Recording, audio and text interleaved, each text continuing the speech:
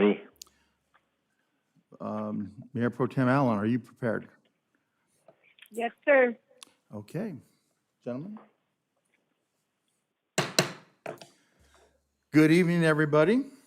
Welcome to our September 28th, 2020 council meeting. I'm your mayor, David Avila, and we'll go ahead and call this meeting to order. And we'll start off with Captain Williams. Please, if you lead us in the pledge.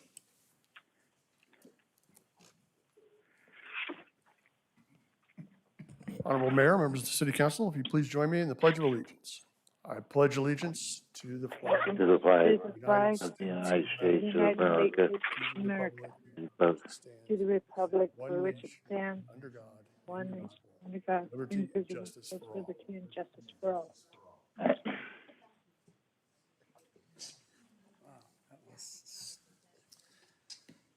That's always a disaster.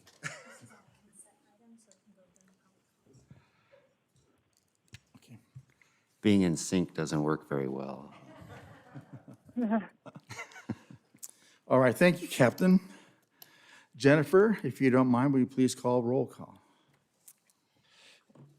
Councilmember Bogue, Here. Councilmember Duncan, Here. Councilmember Riddell, here. Mayor Pro Tem Allen, Present. Mayor Avila. Here. All right, Mr. Casey, are there any changes to the agenda this evening? Yes, Mr. Mayor, staff would respectfully request that, for the record, item number 12 is the emergency declaration extension for COVID-19. Item number 14 is for the El Dorado fire. And then there is a revision to the attachment for item number 7 that was distributed this evening, including a copy made available for the public in the back. Okay, sir, thank you, very good.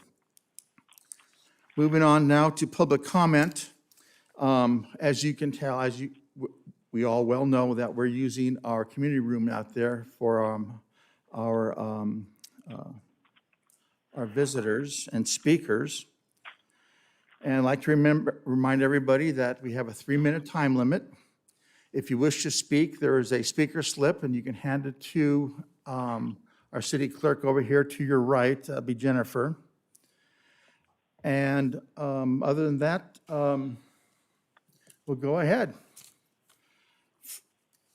Due to the number, we'll just go ahead. I'll name the first 3, and then when your name is called, you'll be in the box, and then the person behind them will be in the box behind them.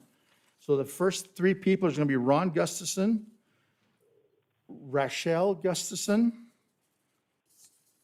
and Ariana Hune. Can you hear me? All right, yes, sir. If you go ahead and state your name and address, you have 3 minutes. Ron Gustafson, 32968 Avenue D in the city of Yucaipa. And what I'd like to talk about is last weekend there was a city truck parked in a handicap parking place. I have some photos of it up at the community center, taking up 2 handicap parking places. I've tried to get a hold of Ray Casey to talk to him about it, but he fails to call me back. I've heard from a couple other people, and they were trying to say, well, was he in the loading zone up there? So I printed pictures of it for the city of Yucaipa to see. And I feel the city does not fairly treat handicapped and ADA right. They pay no attention to it, and they don't do nothing for it. And another thing is, up at if you drive at the boulevard and start looking at restaurants that's moved into the parking lots, 99% of them have complied with keeping out of the handicap and stuff. But if you drive up the boulevard, there's a couple of them that have a bench in the handicap walkway. Nothing can be in that walkway. You can't block it with anything. They have an awning extruding, that would be copper kettle and stuff. And I mean, the city needs to pay more attention to the handicapped, and I feel that they don't. And I feel that the person that parked the city truck in the handicap, he took up 2 places. He needs to be handed 2 tickets at $250 a piece and do some community service. And so I'd like to leave these pictures with the city and some guides for ADA guidelines for small businesses. And I would still like for Ray Casey to contact me. I've been trying to get a hold of him for a week. I've dealt with him over handicapped issues before, and he will not call me back. All right, thank you. Thank you. If you could you write down your phone number and pass it again to Mrs. Wolf there, and then she will give your phone number to Mr. Casey. Okay, thank you. Thank you.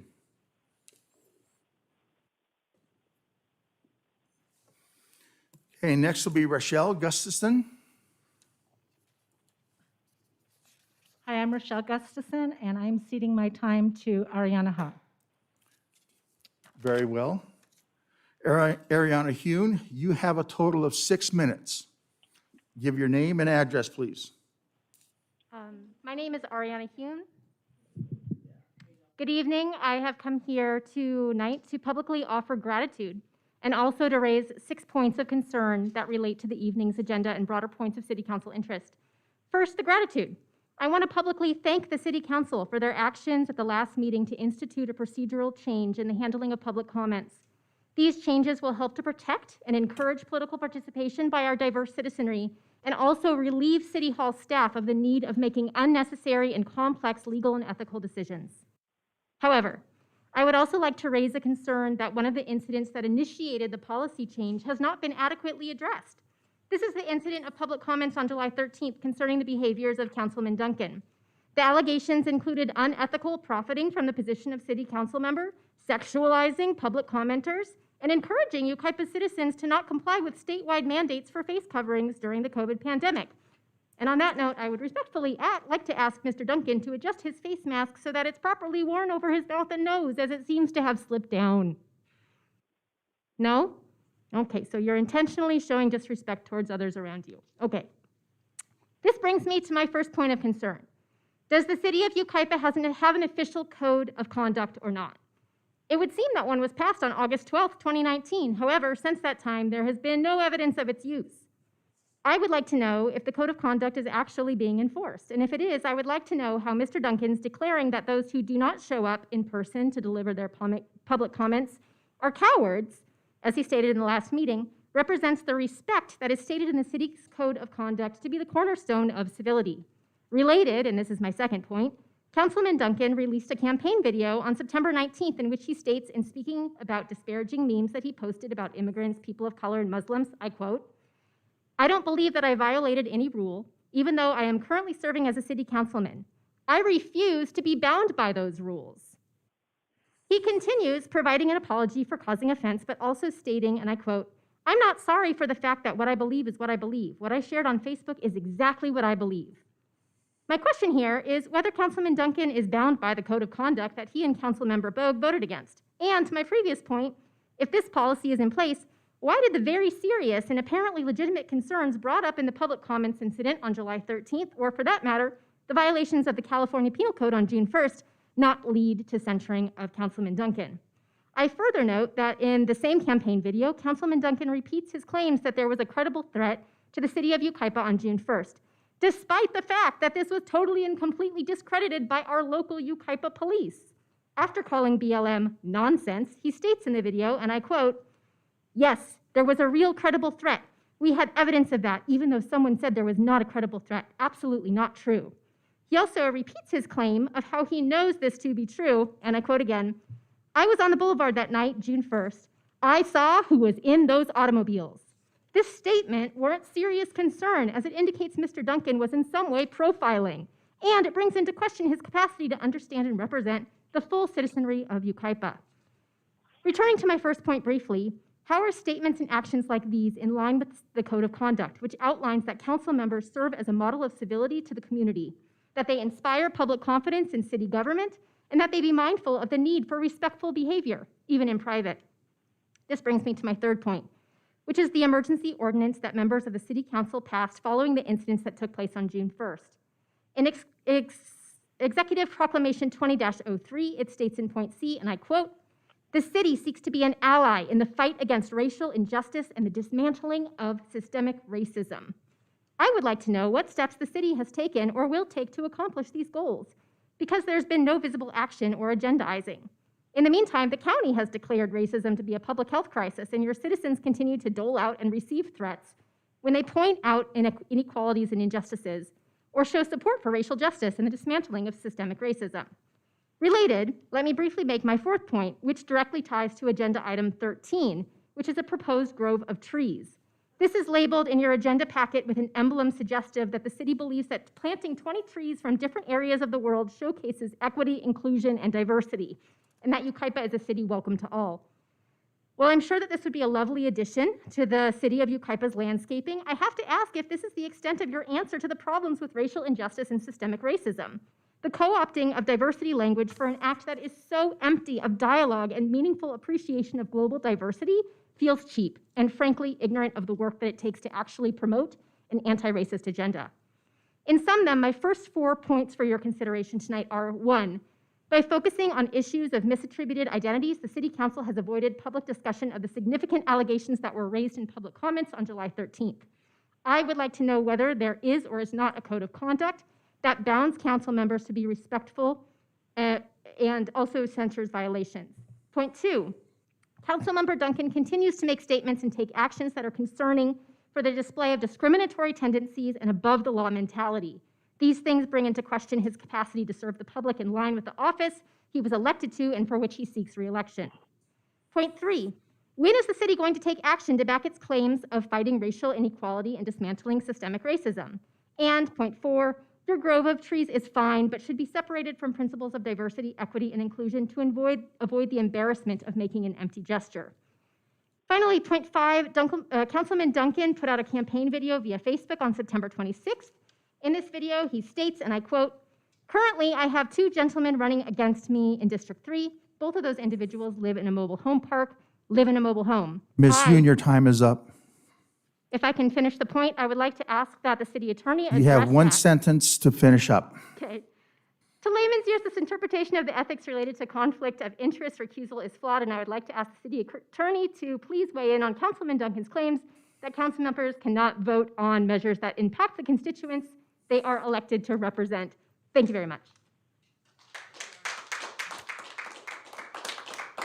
Next speaker, Bill McEwen, followed by Lee Gaberline.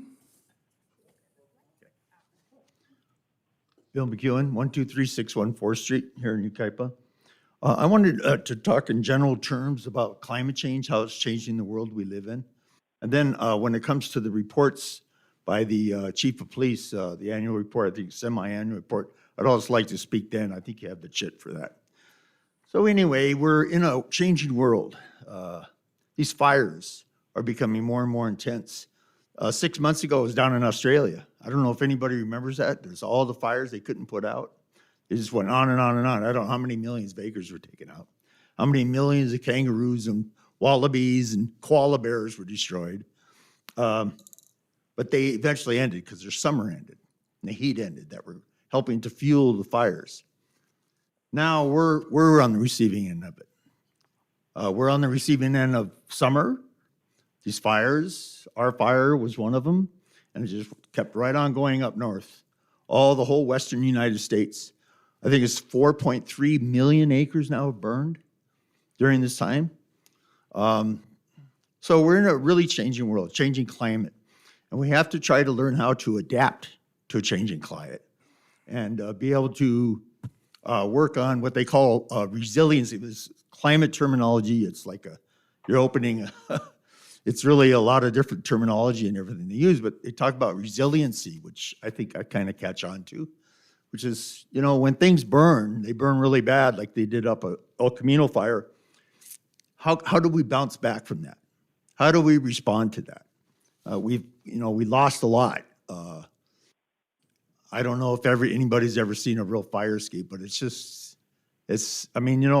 part of our normal world, but now what we're getting is something way beyond that, way beyond that. It's being fueled by climate change. I think the mayor knows about the triad for fires. Was it temperature, fuel, and there's one other, oxygen. 3 basics of fires.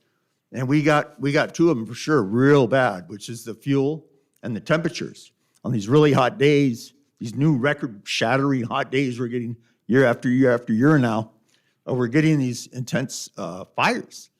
And so I don't know, it's just, what can an individual do? Not much, but what can people do in communities And in countries and throughout the world, what can people do to be able to respond to this climate change, changing climate, and these fires that are just burning up the world?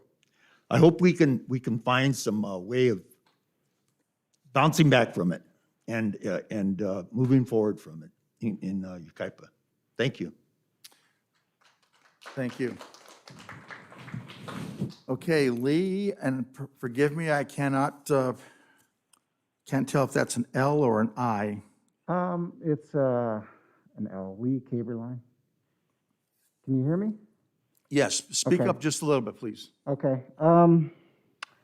Yeah, so basically, I have something prepared to say. Let me, just one second.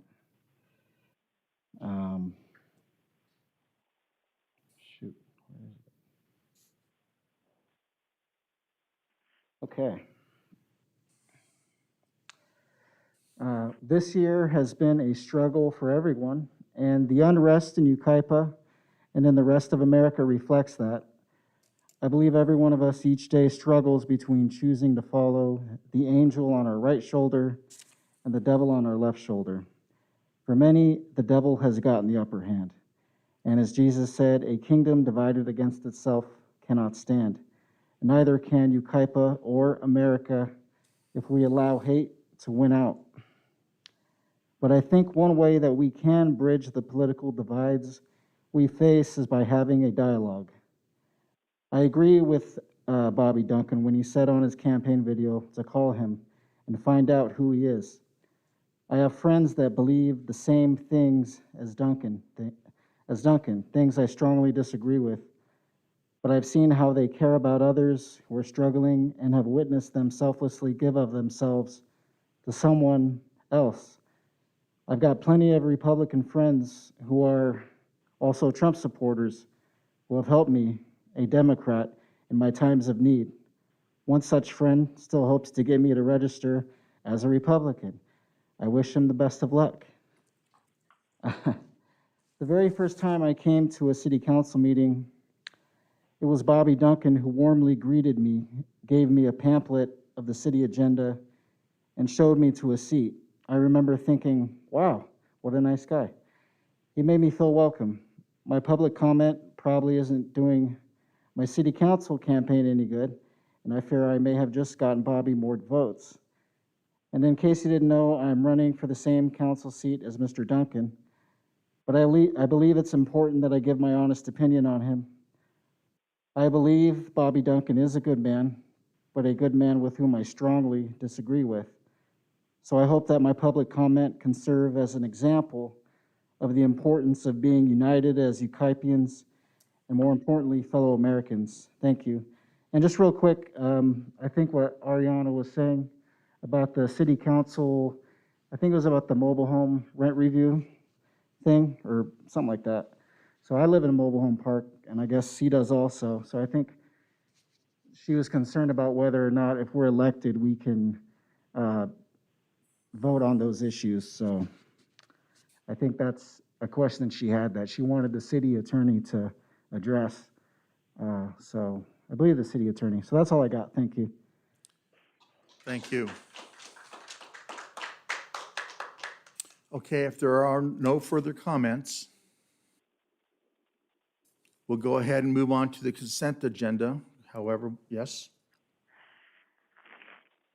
Before we take a vote on whether does anybody want to pull anything from the consent agenda? Hearing none, we do have a speaker for item number 4, and that's Bill McEwen. Once again, Bill, if you'd like to speak on item number 4. Oh, okay.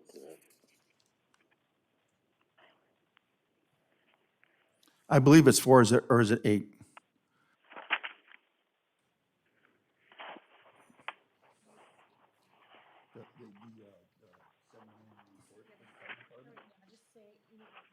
Okay, I apologize. That might be my handwriting problem there. I want to speak on the item for the I believe it's semi-annual report for the fire department, number 8. Okay, Number 8. that's a, That's down the road then? Yes, I'm it sorry, is, sir. Okay, Yeah, I'm sorry for the confusion. that's Yeah. okay.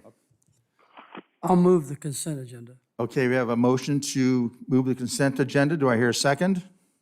I'll second. We have a first and a second. Jennifer, if there's no further discussion, we take the roll call vote, please. Do you want me to start at the top or do Riddell? However you wish. Okay. Councilmember Bogue. Aye. Councilmember Duncan. Aye. Councilmember Riddell. Aye. Mayor Pro Tem Allen. Aye. Mayor Avila. Yes. Okay, we'll move on to mayor and council member business reports. Anything to report? No. Councilmember Riddell or Mayor Pro Tem Allen, do you have anything to report? Nothing. Nothing. Nothing. Okay. Ray, is this a good time to report on Hero Walk or maybe add announcements later? You certainly may report on kind of the direction that we are working towards, certainly. Yeah, this would be a good time. Okay. Recently, I received some phone calls and emails with respect to the death of the firefighter, Morton, Charles Morton. And members of the city wanted to place a monument at the El Dorado Park. After talking to them, I suggested that we maybe add his name to the Heroes Walk, something we've already established here on John Tooker Park. And they were very, very receptive to that. I did promise to get back with them, but one of the things we wanted to do is make sure the family was okay with this, because sometimes, you know, families don't always want to have that kind of remembrance, and I respect that. In this case, however, it has been shown that the family, through our own fire chief, made contact with the family. They are very much interested in adding the name of Charles Morton to the Hero Walk, and we're going to be moving forward with that. There's still maybe some people would like to put something at El Dorado Park, but I think, in my opinion, and I'm going to talk to those people more, is that I think we can do a better good and service to the public by putting them, making him the hero that he is. Mayor, may I make a motion that we add that at this point? We can add that. There are some things that we need to go through, though. First, we have to actually discuss this, because there are certain criteria in which we can add this person to the Hero Walk. But I think we have to discuss it on a separate item. Is that correct? Yeah, if the council concurs, we can put that on the agenda for the next meeting. Okay. Yeah, I concur.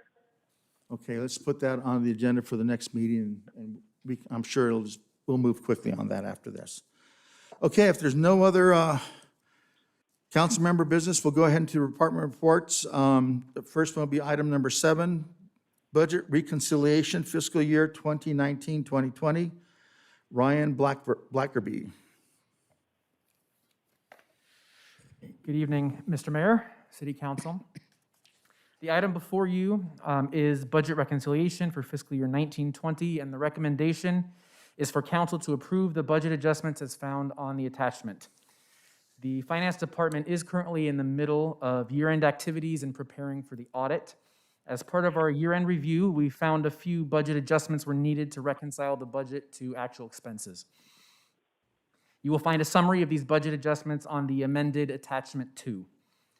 These adjustments are associated with programs that have been approved by council in the past, but simply for which explicit additional budget allocation is needed at this time. They are related to the PEG Video Fund, Household Hazardous Waste Fund, the Self-Insurance Fund, and the Specific Plan Fund, and do not have any impact on the general fund. For each of the PEG Video, Household Hazardous Waste, and Self-Insurance adjustments, the respective fund balances are in positive territory. At the end of fiscal year 19-20, the fund balance of the PEG Video Fund is projected to be approximately $638,000. The Household Hazardous Waste Fund is projected to be approximately $7,500, and the Self-Insurance Fund is projected to be approximately $409,000, excuse me. The adjustment related to the specific plan has no impact on its fund balance, as the related expenses are completely grant funded.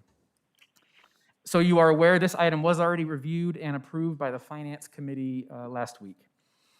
With that, my report is complete, but staff is available for any questions you may have. Thank you, Ryan. Are there any questions of staff? Mr. Riddell, do you have any questions or comments? I'm a member of the Finance Committee, and I already approved it. Very well. Mayor Pro Tem Allen, do you have any questions or comments? Nope, just ditto, Councilman Riddell. Mr. Duncan? A Mr. really Vogt. quick question about the PEG funding. I thought we used the remainder balance of PEG funding for audio visual at the YPAC. We did use some of the balance, but it continues to accumulate year after year, so their balance is built up again to that amount that Ryan mentioned, 638,000. With that, I'll move the item. Okay, motion to accept and move forward.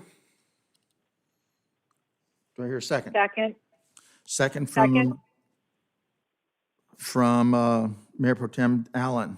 We have first and second. If no further discussion, Jennifer, we take the roll call vote, please. Councilmember Bogue, Aye.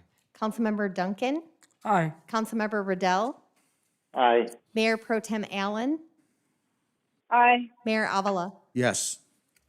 Very good. Passes unanimously. Moving on to item number 8, Fire Department 2020 Semi-Annual Report with Chief Malinowski.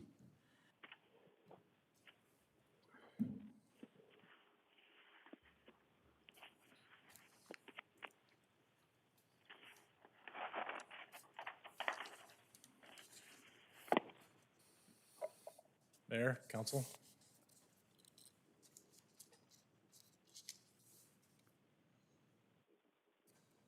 All right. Evening. So semi-annual report will be much less comprehensive than our annual report. It's really just going to cover a basic update on call responses, response times, and kind of our current activities in January through June of this year. I would like to read the chief's message. Not to talk about myself in the third person, but needless to say, the first 6 months of 2020 has presented new and unexpected challenges to our community. As with everything they do, my highly trained staff has approached our current global pandemic with a can-do attitude and has maintained the highest level of life safety services our residents expect and deserve. I'm very proud of the professionalism and bravery they display regardless of the adversity they are faced with. So call stats. We had seen almost a 5% increase in responses last year, so we had a kind of a booster year in 2019. And January and February was no exception either. We saw a 13% increase from those same 2 months the year before, so we were on track to significantly grow again. Once we hit March through June of this year, saw a 17% decrease from the same time last year, and we're kind of speculating that that's all tied to COVID and people not wanting to call 911, not wanting to go to the emergency room, not wanting to be around us. So for comparison, we ran 313 less calls the first 6 months, about an overall 8% decrease. The response times went from 6:10 to 6:07, which is not as significant as you would think it would be, but that's with the increased time of our guys having to actually gown up every single medical aid, whether it's a COVID screening or not. So there's some more hoops we had to jump through. So overall, we're about 8%, and then not to get into the rest of the year, but we're kind of climbing back up to normalcy. So unfortunately, in early March of this year, the city was thrust full speed into a global pandemic. We had a pandemic plan in place. We had adequate cache of PPE. We were able to fully meet the needs of our residents and provide uninterrupted advanced life support services. We did see immediate reduction in 911 responses, and we saw a corresponding reduction in the people wanting to go to the hospital. They wanted us to come check them out, but not, they wanted kind of treat and release. So pretty good testament to our folks. It's one thing to have this global pandemic that you can't see out there. It's another thing for them to take somebody they 100% know has COVID, intubate them, ventilate them, do respiratory treatment on them in the back of a little box, so. We did see an increase of fire responses, increased 41%. Hard to say why that is, but kind of a lot more people staying home, a lot more people using open space areas. We're definitely seeing more open space, like elite type campfire type stuff. So we're kind of guessing that's the correlation, just people people aren't working, kids aren't in school, there's just more human cause, human error. Video.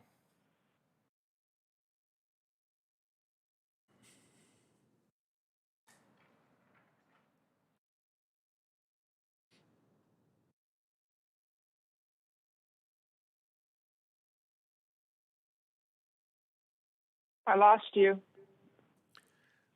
There's a small video presentation that unfortunately you Oh, okay. cannot see. Yeah, just a couple pictures we can Okay, get. I we can just get didn't to. hear anything. So basically, CAL FIRE set standards for wildland preparedness before each fire season, and our wildland staff is held to those standards, and it's rated and timed and all that. And that doesn't necessarily, they don't apply that necessarily to our folks. We should be at that, but here in the city of Yucaipa, we 100% apply that. So all of our folks went through a timed hike, timed hose lay, chainsaw handline construction, shelter deployment. They went through all those same things to make sure they meet that high level. You know, with the bars here, we're going to be above that bar. We've also done some hazard fuel reduction projects, community chipping at Oakland, which is Yucaipa Fire under contract. We had the Pendleton Corridor hazard fuel reduction and invasive species reduction. We're continuing to work on a new hazard fuel projects, trying to mitigate our wildfire threat. And then we're also looking at any fuel mitigation or alteration grants we can get and try to really work towards that FireWise community project. So significant events, the last 6 months here, you're going to see a couple. You can probably guess some of them, but we did see a lot more people outside. Like I said, our remote area rescues. So where we either need to hike in, use our rescue UTV, or airlift somebody in combination with hiking has increased a lot. We had 6, and we pretty much 1 a month for the first 6 months of 2020.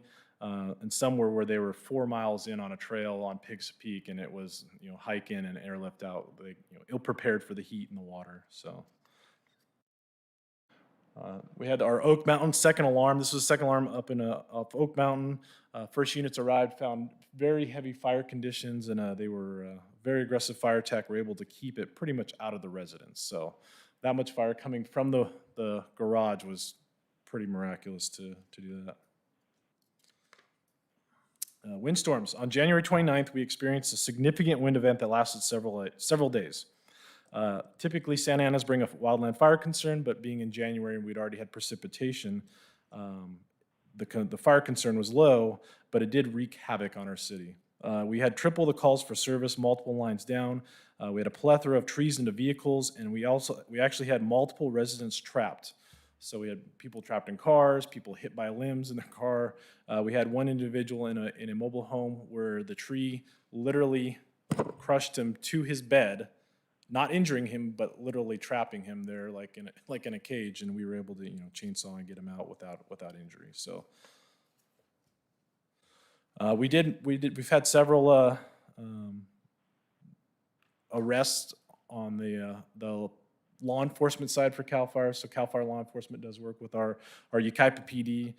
We had an individual in the area of 15th and D witnessed lightning fires, and with past history, I happened to see him. So when the guys gave me the description, turned around, chased him down. Our law enforcement, myself, we kind of got in a foot pursuit with him.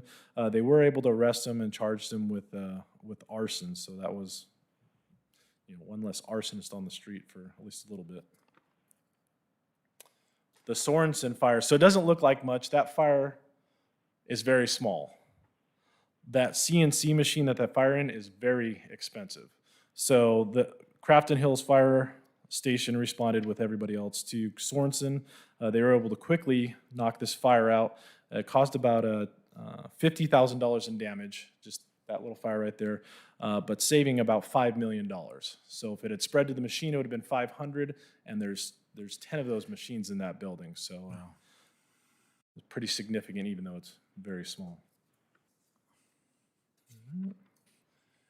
So this is Mrs. Iverson's class. This was the day before we went full COVID. And this is just one of the things that my folks missed, being able to get out and do the public service, community service. We were reading to the classroom, and then that's our last grasp of normalcy, and we're hoping to get back to that and do a very good community service project. So that's all I got for you, unless you got questions. All right, thank you very much. Before we go to questions from the dais, I'd like to invite back Bill McEwen.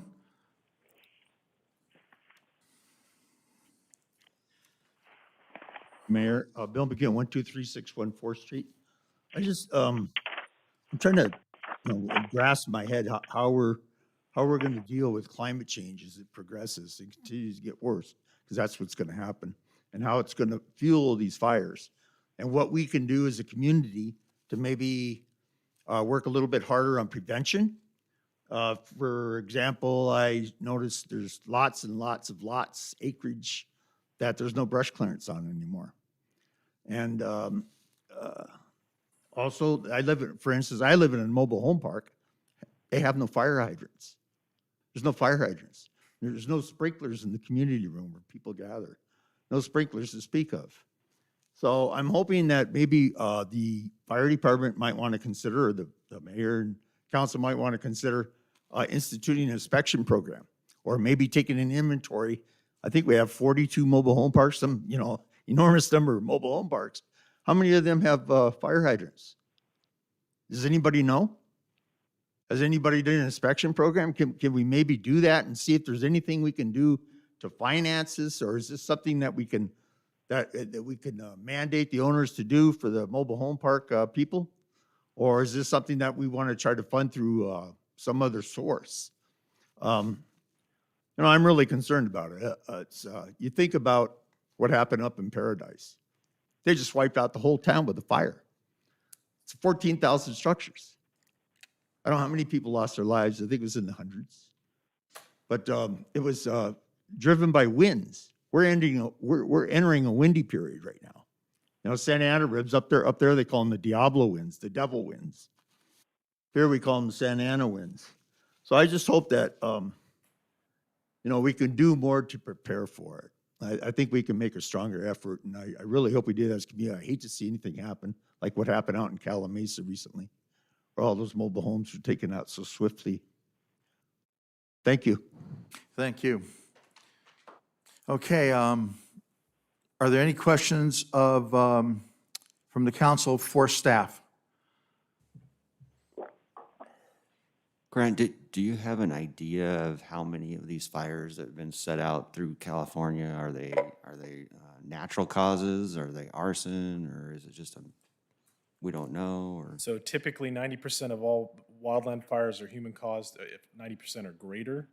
This year we saw a tremendous amount of lightning strike fires. lightning strike? Yes, if you look back at historically the very busy years where they're busy early on in the summer, it's because we're getting, like the 07, 08, they call it like the Shasta Trinity Lightning Complex. You see a lot of these lightning complexes where we have just massive years, but this year we've had like over 4,000 positive downstrikes have caused, 3.75 million acres so far. And then some human caused fires, obviously. And then on the arson side, is it just one knucklehead doing this, or is this multiple people doing this, or do you have any idea? We haven't had a lot of arson-caused fires relating to this fire season necessarily. Not that there's none, but a lot of these big fires that we already know are not arson-caused. Maybe like a campfire or something? Yeah. Okay. Thanks. Okay, I think, were you going to address Bill McEwen's? If Okay, I may, thank Mr. you. Mayor, several things. Number one, Sherry O'Connell with my staff, together with Grant, his team, have been doing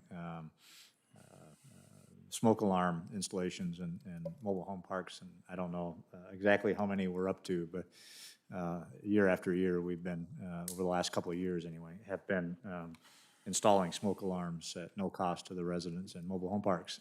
In addition, a number of years ago, a combined effort between the fire department and Jennifer Crawford's team resulted in evaluating water systems, fire suppression systems, water systems essentially, in mobile home parks. Some upgrades were made at the time, but obviously with some of these older parks, a lot of work to be done. So.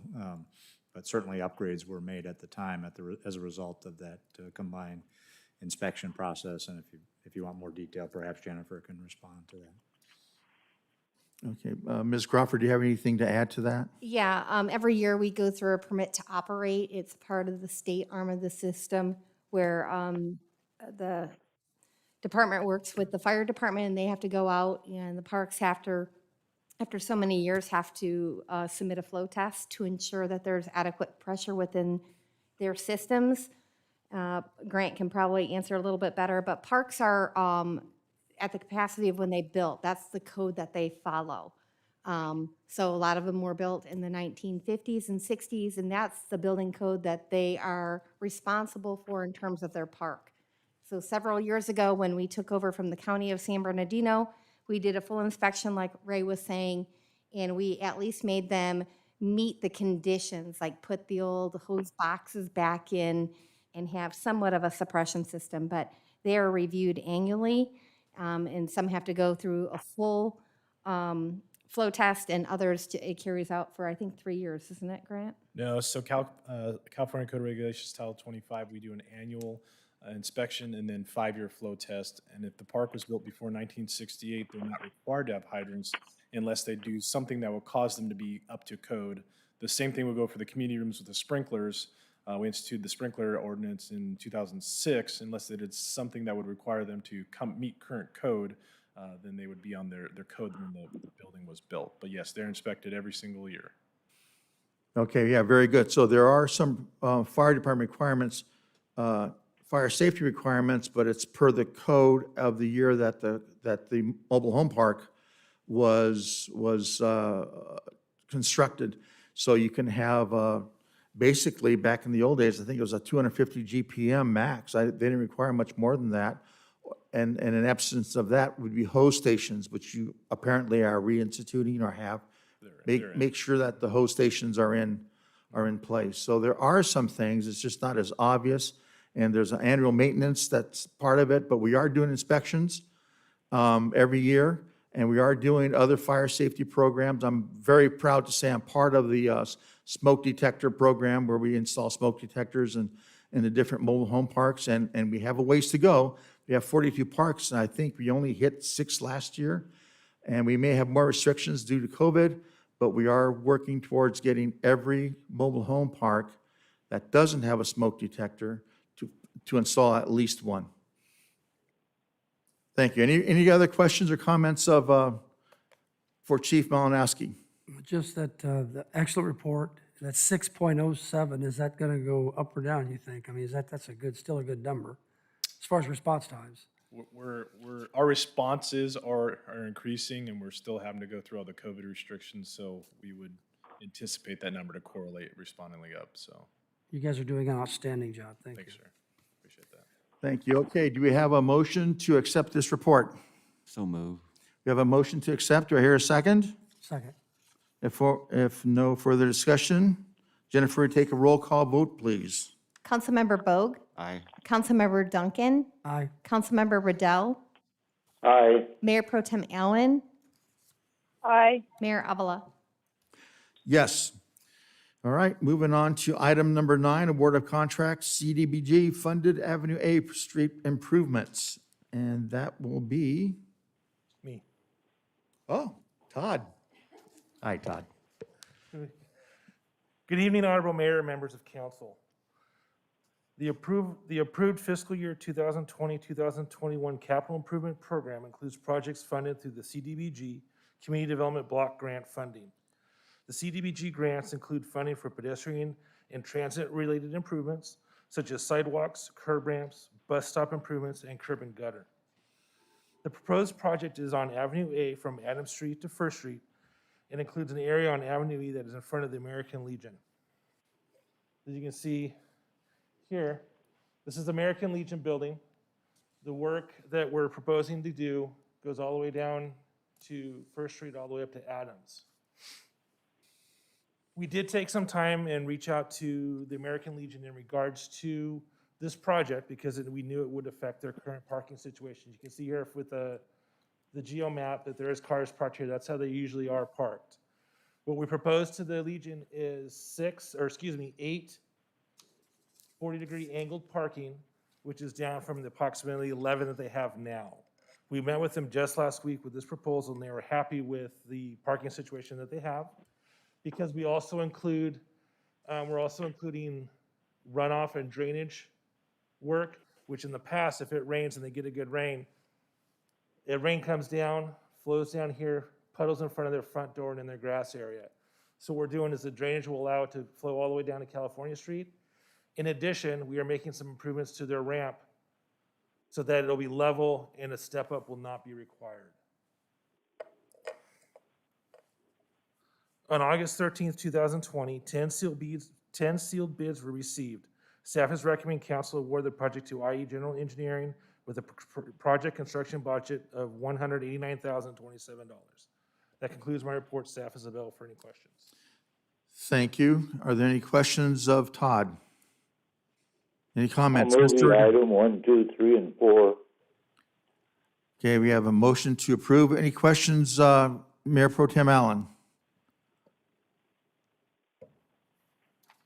No. No. Councilmember Duncan, any questions, comments? No. Mr. Bogue, questions or comments? No, but I'll second. All right, we have a first and a second. If no further discussion, Jennifer, take roll call vote, please. Councilmember Bogue, Aye. Councilmember Duncan, Aye. Councilmember Riddell, Aye. Mayor Pro Tem Allen, Aye. Mayor Avila. Yes. Okay, thank you, sir. And we're going to move on, I guess, to item number 10, award of contracts, city parks, medians, and detention basin maintenance. I believe that'll be for me. Yes, thank you. Good evening, Mayor and council members. This item is the award of the contract for the maintenance, the landscape maintenance of the city parks, medians, and detention basin areas. On June 22nd of this year, after staff publicly advertised the project for proposals, staff recommended and city council approved the contract with CM Landscape for this landscape program. The contract also included the landscape maintenance at many public city facilities and parks, including the Live Oak interchange landscaping at Live Oak, Oakland Road, and the 10 freeway. The contract work includes turf mowing, tree shrub trimming, and other general landscape maintenance items, including litter removal. In order to monitor and also inspect the contract work, the contract included language that describing a work performance inspection process, which was part of a performance evaluation or grading procedure. The purpose of that was to evaluate the contractor's performance based on the scope of the contract. This is something that we've used for other landscape maintenance contracts.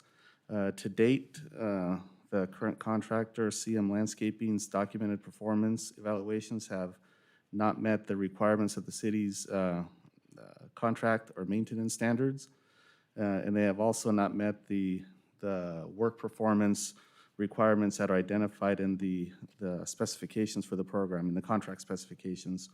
So as a result, staff is recommending that council terminate the contract with CM Landscape for the program effective September 31st of 2020. Earlier this month, the program was advertised for proposal bids, and on September 17th, 4 bids were received for the program.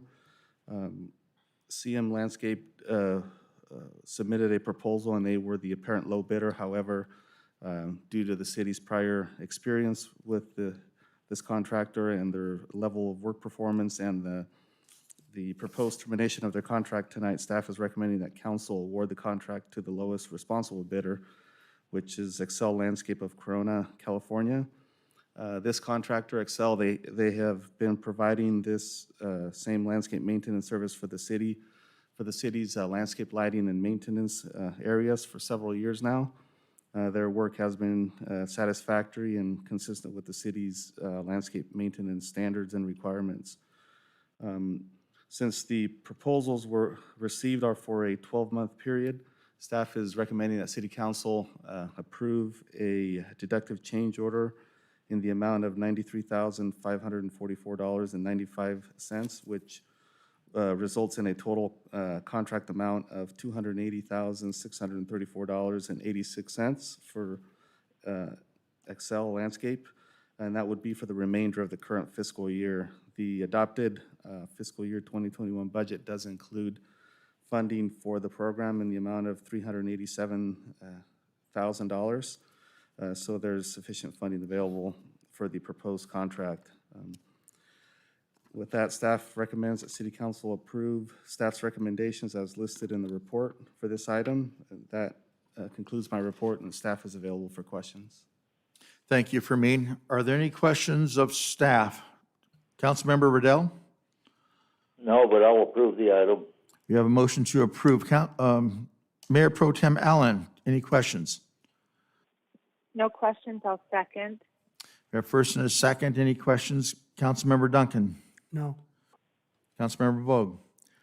One real fast. What's included in maintenance of a detention basin? Is that clearing it out completely, or is it just trimming it?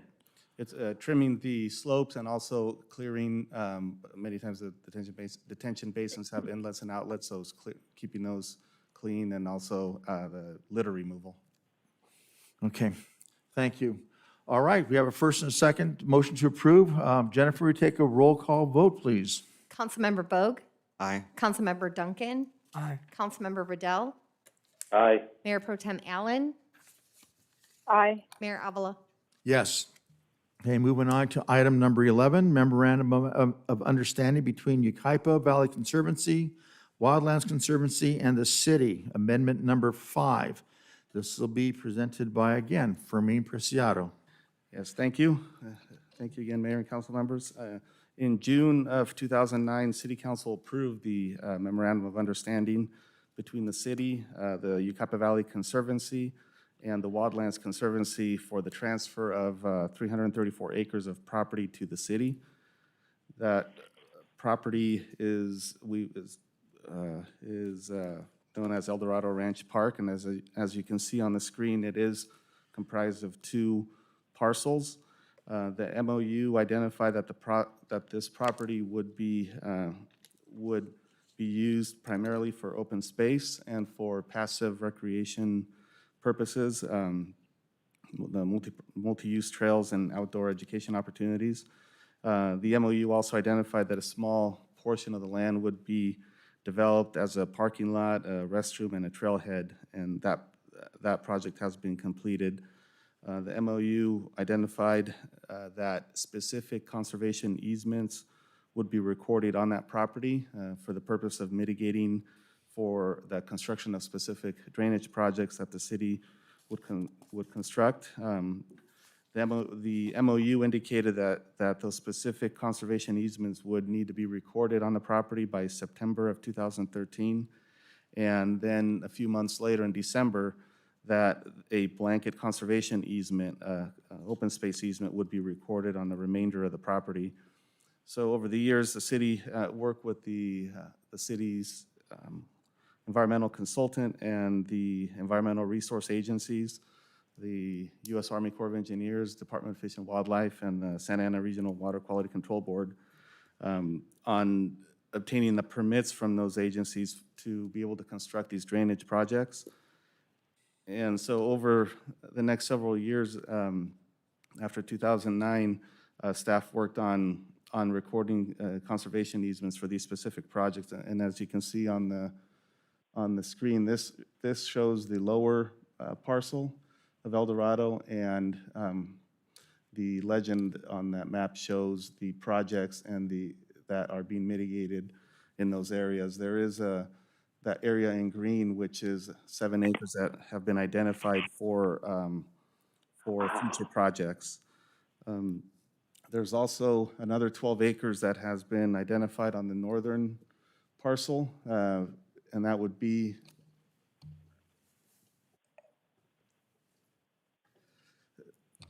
on the northern parcel, and that would begin here where Wilson Creek starts, all the way through the property down to this point here, and that's a total of 12 acres that has been identified for Wilson 3. Staff is currently working on completing the hazard mitigation and monitoring plan for that project, so we can move forward to the next step. The the City Council, Wildlands Conservancy, and the Yucaipa Valley Conservancy have approved amendments 1 through 4 over the years, which have extended the time frame to record those easements. And this has allowed the city time to work with the resource agencies to establish the mitigation requirements and record the conservation easements that you see on that slide on the screen. The mitigation requirements are becoming more complex, and additional time has been helpful to help the city deliver these drainage projects to construction. So currently, staff is working on several drainage projects that will require this type of mitigation.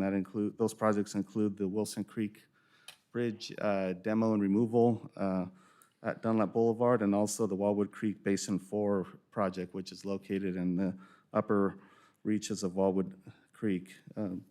This proposed amendment, amendment number 5, extends the date to record those conservation easements to September 30th of 2022, allowing 2 more years for staff to work with the resource agencies and determine the mitigation requirements for those projects. And staff has met with representatives from the Wildlands Conservancy as well as the Yucaipa Valley Conservancy to discuss the proposed amendment, and they have expressed their concurrence. So with that, staff is recommending that City Council approve amendment number 5 to the MOU between the Yucaipa Valley Conservancy, the Wildlands Conservancy, and the City of Yucaipa regarding the purchase of land for a recreational open space facility. That concludes my report, and staff is available for questions. Thank you, Fermin. Are there any questions of staff? Councilmember Riddell. No questions, I'll approve it. Motion to approve. Mayor Pro Tem Allen, do you have any questions? No questions, no. Councilmember Duncan. No, and I'll second. Okay, Councilmember Bogue. Just one quick question. I noticed that you had the Wildwood Creek Basin and the Transit Center. Weren't these projects that we constructed before we took control over this property? We transfer it after the fact?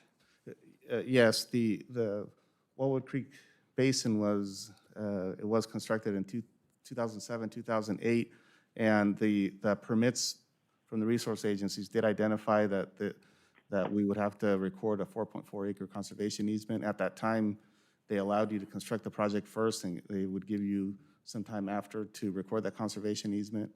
The transit center was completed more recently, maybe 2014, 2015. But now they are requiring that you identify the area and even record the conservation easement before construction even begins. Okay. Is this going to be the last one? Do you think we'll have something done by within the next couple of years? Maybe not. As Fermin mentioned, the Wildwood Creek Basin number 4 is a relatively new project. As long as the Wildlands Conservancy and Yucaipa Valley Conservancy are okay with using additional property for mitigation, as we've said in several staff reports relative to the actual bridge projects or drainage projects, we are still, even with the additional complexities, we are still well under the cost of what it would take to buy off-site mitigation, and people are able to access, these open space and trail areas through this approach. So we would like to continue to do that for those projects that are on the horizon as well, if possible. So. Very well. All right, I heard a first and a second, I believe. Is that correct? If there's no further discussion, Jennifer, you take roll call vote, please. Councilmember Bogue. Aye. Councilmember Duncan. Aye. Councilmember Riddell. Aye. Mayor Pro Tem Allen. Aye. Mayor Avila. Yes. Okay, moving on to item number 12, extension of declaration of local emergency and ratification of executive order related to local emergency due to COVID-19. Presentation by Ben Matlock. Thank you, Honorable Mayor and City Council members. I have 3 kind of separate related items for COVID-19 for Council's consideration tonight.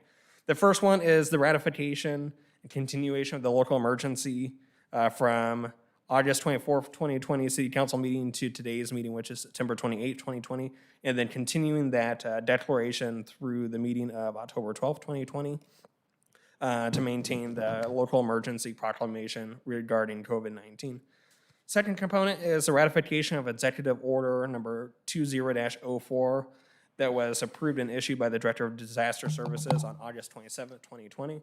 This essentially establishes another COVID-19 TUP application within the city specifically for outdoor assembly uses. And so places like place of worship, as an example, that maybe can't congregate inside and doesn't have a facility where they could do, let's say, a parking lot service at their existing site.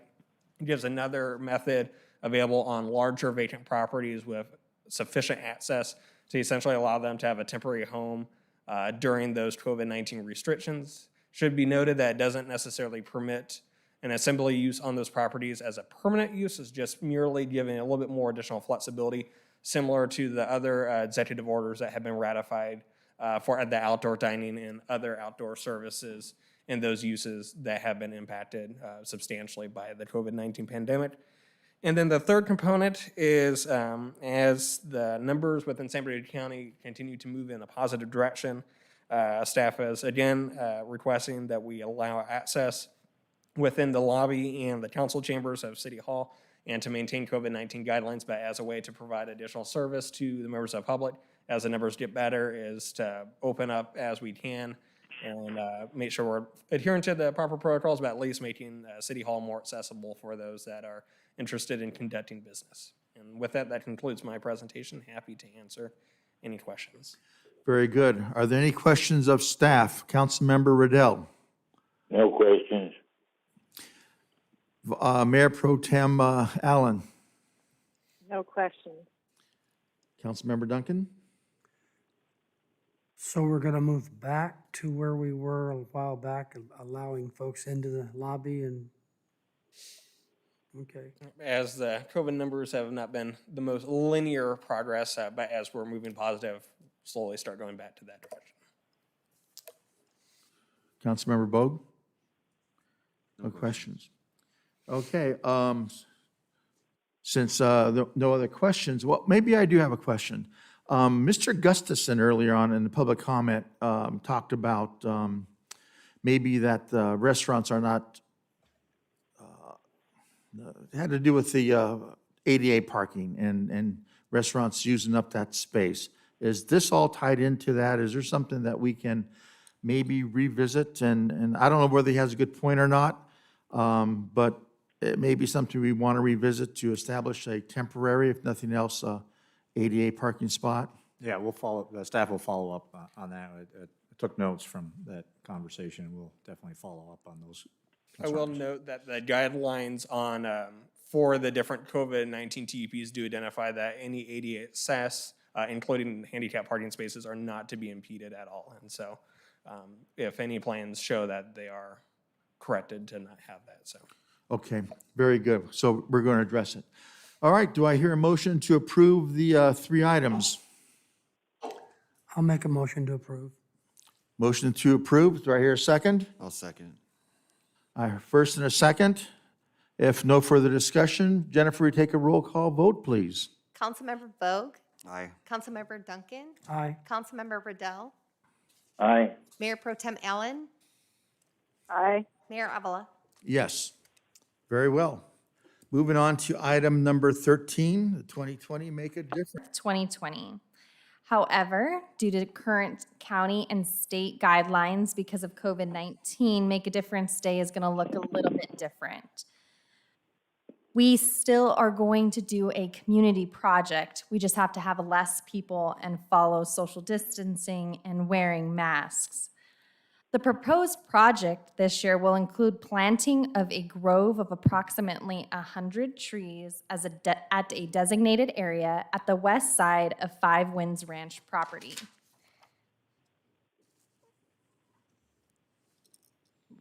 Right here on the map. The area can be designated as a diversity grove. The diversity grove will include 26 different types of trees representing 6 continents and 27 countries around the world. The trees include I include a list here on the slide. Sorry, right here is a list of all the trees. I caught myself as I was going to start to read them, realizing I would butcher half the names of those trees.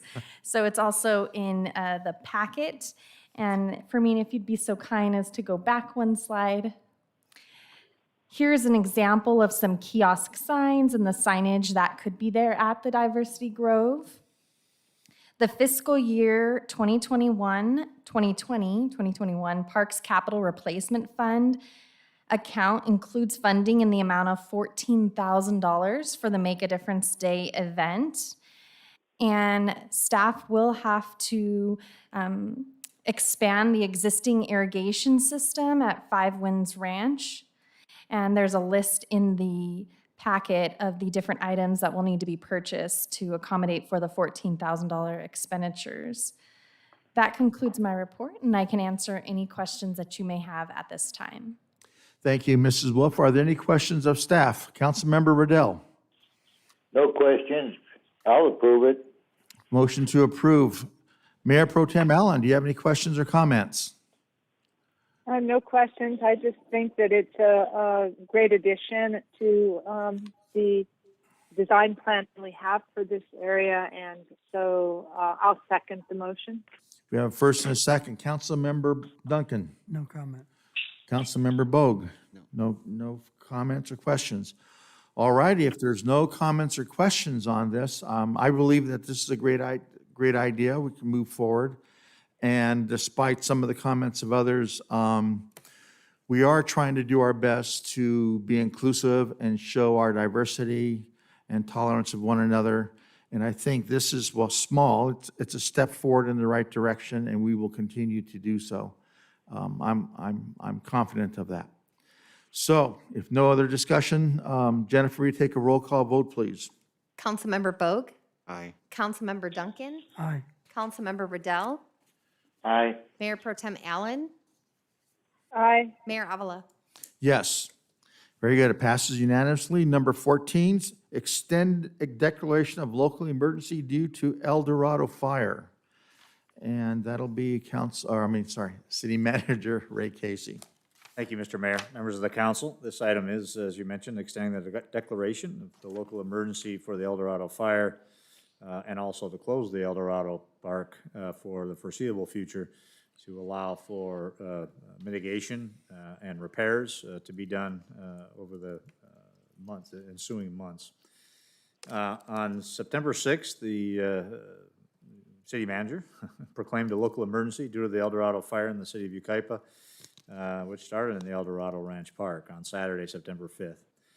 Then the city council ratified that decision and extended that emergency through till tonight on September 10th. At the time of this report, El Dorado fire has burned actually a few more acres, 22,680 acres as of today, the report today, and it's 92% contained. Of course, as the mayor mentioned earlier, unfortunately, we've lost a firefighter in this fight up near Angeles Oaks. There is a need to continue the local emergency declaration relative to seeking reimbursement for costs associated with the fire and perhaps ongoing mitigation costs as we move into the flood season, the rainy season. And so staff is recommending the extension of the declaration. We are continuing to work with Natural Resources Conservation Service, Inland Empire Resource Conservation District, Seminole County Flood Control District, and the residents and business owners. We are attending meetings with the business owners and residents, and will continue to do so as we move into the rainy season. But again, the extension of the declaration allows us to continue to work towards that grant funding and the reimbursement funding for costs incurred so far with the fire and related costs as well. With that, staff will be happy to answer any questions you may have this evening. Thank you, Mr. Casey. Any questions of staff? Councilmember Riddell. No questions. I'll make a motion to approve. We have a motion to approve. Mayor Pro Tem Allen, do you have any questions or comments? No. Councilmember Duncan? No. Councilmember Bogue? No, but I'll second. We have a first and a second. If no further discussion, hearing none. Jennifer, take the roll call vote, please. Councilmember Bogue? Aye. Councilmember Duncan? Aye. Councilmember Riddell? Aye. Mayor Pro Tem Allen? Aye. Mayor Avila? Yes. Okay, we'll go on to item number 15, which is a study session. Yucaipa Housing Element Update featuring Ben Matlock. All right. Thank you, Honorable Mayor and City Council members. Tonight is a kind of update on the housing element process. As City Council may know, the housing element is one of the required elements of the city's general plan. It essentially is the city's blueprint for providing housing at all different kind of levels and citizens within the city of Yucaipa. The main component or kind of the driving force between the housing element is meeting the RHNA or Regional Housing Needs Assessment or RHNA that's allocated. Right now the city has a draft number of 2859 units for the city of Yucaipa out of 1.3 million units within the entire SCAD region. So certainly a very high number. As part of that, also a number of updated state laws have made housing elements a lot more tricky to complete. A lot of the policies and the planning for future housing has to be much more robust and requires a lot more effort to really provide or remove impediments to housing, making sure that cities and jurisdictions across the state are planning for the growth of those communities as they occur. As part of that, the City of Yucaipa City Council did approve on January 13th, 2020, a professional service agreement with PlaceWorks, a planning consultant firm to help facilitate the housing element update. And then they did provide a study session on January 27th, 2020 of just some of the updated laws that do complicate the housing element process. Since then, PlaceWorks staff and myself have been busy working through or kind of analyzing the existing kind of framework that we have within the city and kind of what we need to do to help meet the upcoming RHNA requirements so that we can have a HCD or Housing and Community Development Department compliant housing element. And so with that, I do have Mark Hoffman on the phone that'll be leading the presentation, and then certainly I and Mark will be able to answer any questions as well. Mark, if you're on the phone, chime in, and then let me know when to flip slides, and we'll do that. All right. Thanks, Dan. I appreciate it. So we're on the second slide, the study session agenda. Is that correct? Yep. All right. Thanks, Ben, for the introduction. And as always, I do appreciate the opportunity to assist in updating your housing element, this being the second housing element update that we've prepared. So although I wish I could be present in person, I guess remote will do for the meantime until the coast is clear and we can meet again. For tonight, though, the study session is intended to address probably the most challenging part of the housing element. And as Ben has mentioned, it really is the regional housing needs allocation for Yucaipa. So in terms of our objectives, that will be the first objective is to review the city's sixth cycle regional housing needs allocation and its impact on the housing element. Secondly, what we'd like to do is to present residential projects and the vacant land in the city that can together help meet the regional housing needs requirements. And then third, discussing some options for addressing the shortfall in development capacity through different policies and programs that we would have in the housing element. Next slide, please.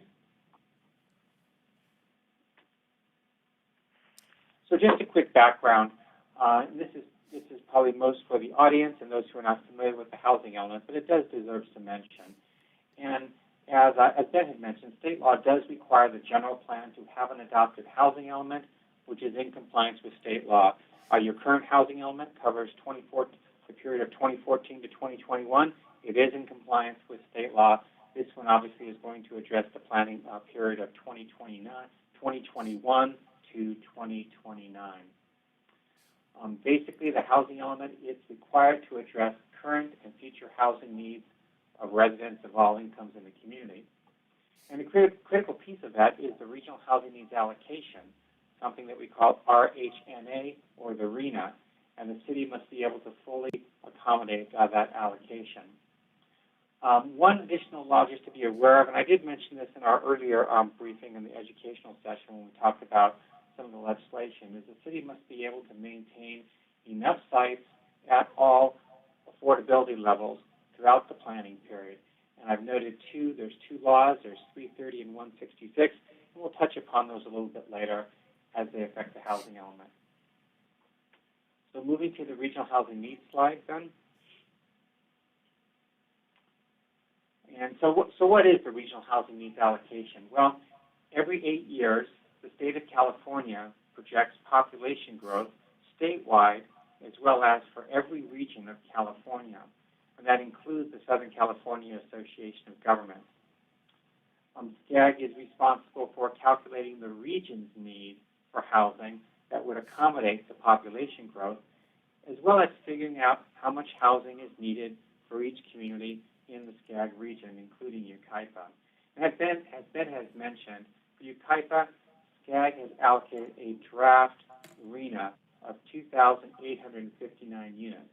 And I say draft, and that is because currently jurisdictions throughout the region are submitting appeals, and we will know the final draft or the final RENA sometime after the new year. The RENA has 4 basic income and affordability levels.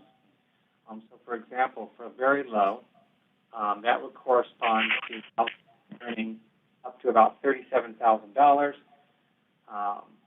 The allocation is 705 units. The second income category is low income.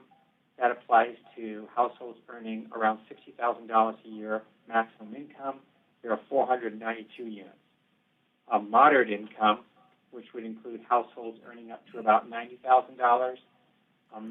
The allocation is 509 units. And finally, the above moderate income category, which is the highest category in the city, the allocation is 1,153 units. And the city would be required, as all cities are, to plan for these housing units by affordability. We'll talk about that and what that entails later. The next slide for the housing goal. I think oftentimes when we look at the housing element and we hear about it, it's often discussed most in terms of its focus on low-income housing and how do we provide low-income housing. And that's probably because it's just most expensive and most difficult to do, and the market doesn't do it particularly well on its own because of the subsidies involved. But when you look at the actual state legislation, and that's in Government Code 65580, it refers to the early attainment of decent housing for all Californians, for all economic segments of the community.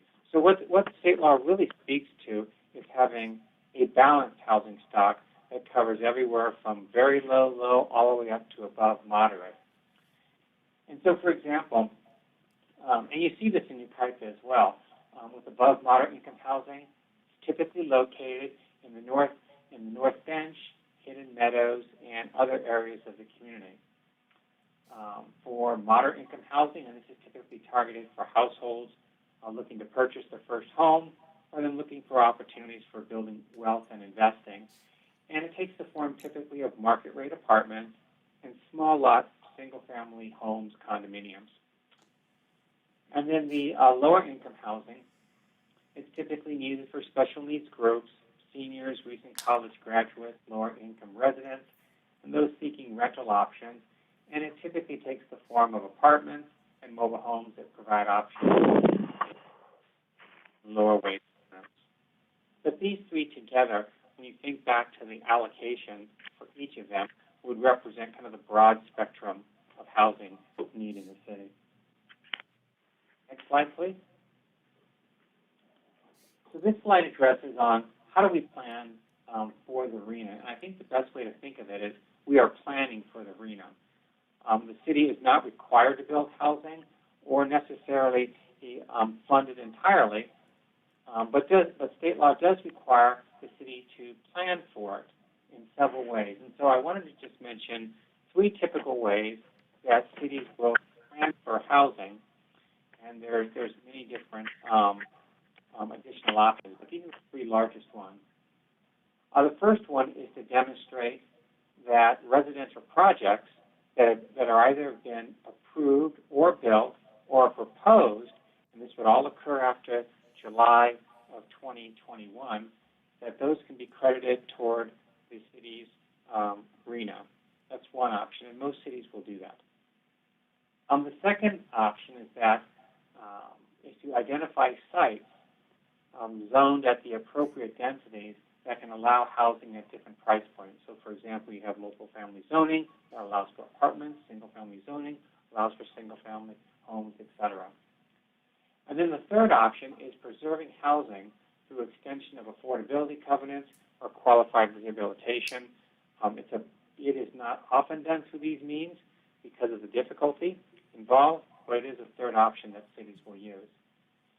And then I also wanted to mention, although we're not going to discuss it in tremendous detail tonight, but the housing element and housing element law also requires cities to remove or mitigate, to the extent feasible, actual governmental constraints to housing development. So, for example, discretionary permits, growth controls, infrastructure issues, other things that the city has control over. State law would require that the city have kind of proactive programs, and there's a number of programs that the city has right now that are addressing some of the actual constraints to housing production. So let's look at the first option, number one, housing pipeline projects, and turn the slide again. In short, when we look at the first option, this is all the projects that are currently in the pipeline. They've been approved or they're pending. The city can already achieve 50% of its entire regional housing needs goal. There's a lot right now in the works, 45 different projects, and when those are eventually built, those will satisfy approximately half of the RENA. There is one qualification, though, is that when you look at this chart, you can see a line item for approved projects and you can see a line item for pending projects. The remainder is based on those pending projects being ultimately approved, even though they may be currently in the pipeline and they are seeking for a general plan amendment. So should those projects not be approved, then of course we would have a greater deficit to deal with. Now, if you can keep this the remainder total in mind as we go to the next slide, and that is suitable housing sites. So this is the option number two. All cities are not going to be able to do it through production because simply that's market driven. But what cities can do is to set aside land that's suitable for housing. And so what you see in this chart is all of the land that would be available for housing, and I've included just the vacant sites in the city. There's more that are underutilized, but for a variety of reasons we're working within vacant land at this point. But if you look at the deficits on the prior slide, there's about 1,453 units that still need to be made up. So the first major block of sites is the freeway corridor specific plan. Obviously, it's a tremendous development capacity. We included it in the housing element last time, and the prior housing element also included, I believe. That's the first large chunk of vacant sites. The second chunk is other infill, and this is scattered infill all the way across the city, whether it's in the North Branch, central area, downtown, you name it. Everything else is included within that bucket, and that's about 3,100 or so units. Now, when you add the freeway corridor sites and you add all other infill together and you subtract it from the remainder that you have to provide, there is really no RENA deficit at all. We should be able to accommodate the RENA for all income categories, provided two things occur. One is that there would be adequate infrastructure provision early enough in the planning period in the freeway corridor specific plan so those sites would still be available for development by 2029. I know currently you're working forward and moving forward on updating the specific plan to allow for that to happen. The second would be the current development capacity of the R24 zone in the freeway corridor specific plan remains in place, so it cannot be downzoned or taken out. If either do not hold true, or for some reason it doesn't materialize, then a shortfall will exist. The only reason I'm raising this is because oftentimes we go into housing elements, we think we've got plenty of sites and plenty of production, and something happens where sites fall out of the mix. It just happens. And so it's good to be prepared for a potential contingency. So let's turn to the next slide then, which is possible scenarios. And I think these are good. This is a kind of a good segue to the latter part of the presentation. And so the first one would be, if the freeway corridor specific plan is not approved at it's not built at its approved density. So for example, maybe it's approved for lower density, the high density sites go low density, some of the low density sites are rezoned for other uses, it would trigger something called SB 330. And what SB 330 says is that a city cannot downzone any of its residential land that was available as of January 1, 2018, without increasing the capacity in some other place in the city. It's a temporary measure. It lasts till, I believe, 2025, unless it gets extended by the legislature. So it's just a statewide issue that all cities have to deal with, but it would affect the freeway corridor specific plan. The second contingency is if the city does not maintain, well, it's not possible to maintain enough sites for lower or moderate income housing. So for example, the units are built at a different affordability level, it triggers something called AB 166. That's called the no net loss. And what that provision of state law says is that there always has to be a sufficient number of vacant or buildable sites in the city at all times to be able to address whatever you need for the RHNA. And so say, for example, you have lower incomes, you have apartments that are zoned, and you're saying that those are going to be affordable to low-income residents. They come in, they're built as high-end condos. What the city would be required to do in any city would be to go back and find additional sites to replace the ones that were lost. So this is a new provision as well. But in any case, whether any action triggers SB 330, like a downzoning, or AB 166, like something being built other than what's planned, you will need additional units, or at least additional capacity for units in the city. And whenever development comes in, actual findings have to be made that there's always sufficient sites to address the remainder of the RHNA. That's an awful lot of material to cover, but these two laws are fundamental, and I think it's really it's going to be driving the issues in most housing elements. So let's kind of get to some solutions here on what we can do, or at least some things that we can think about as we move forward with the housing element.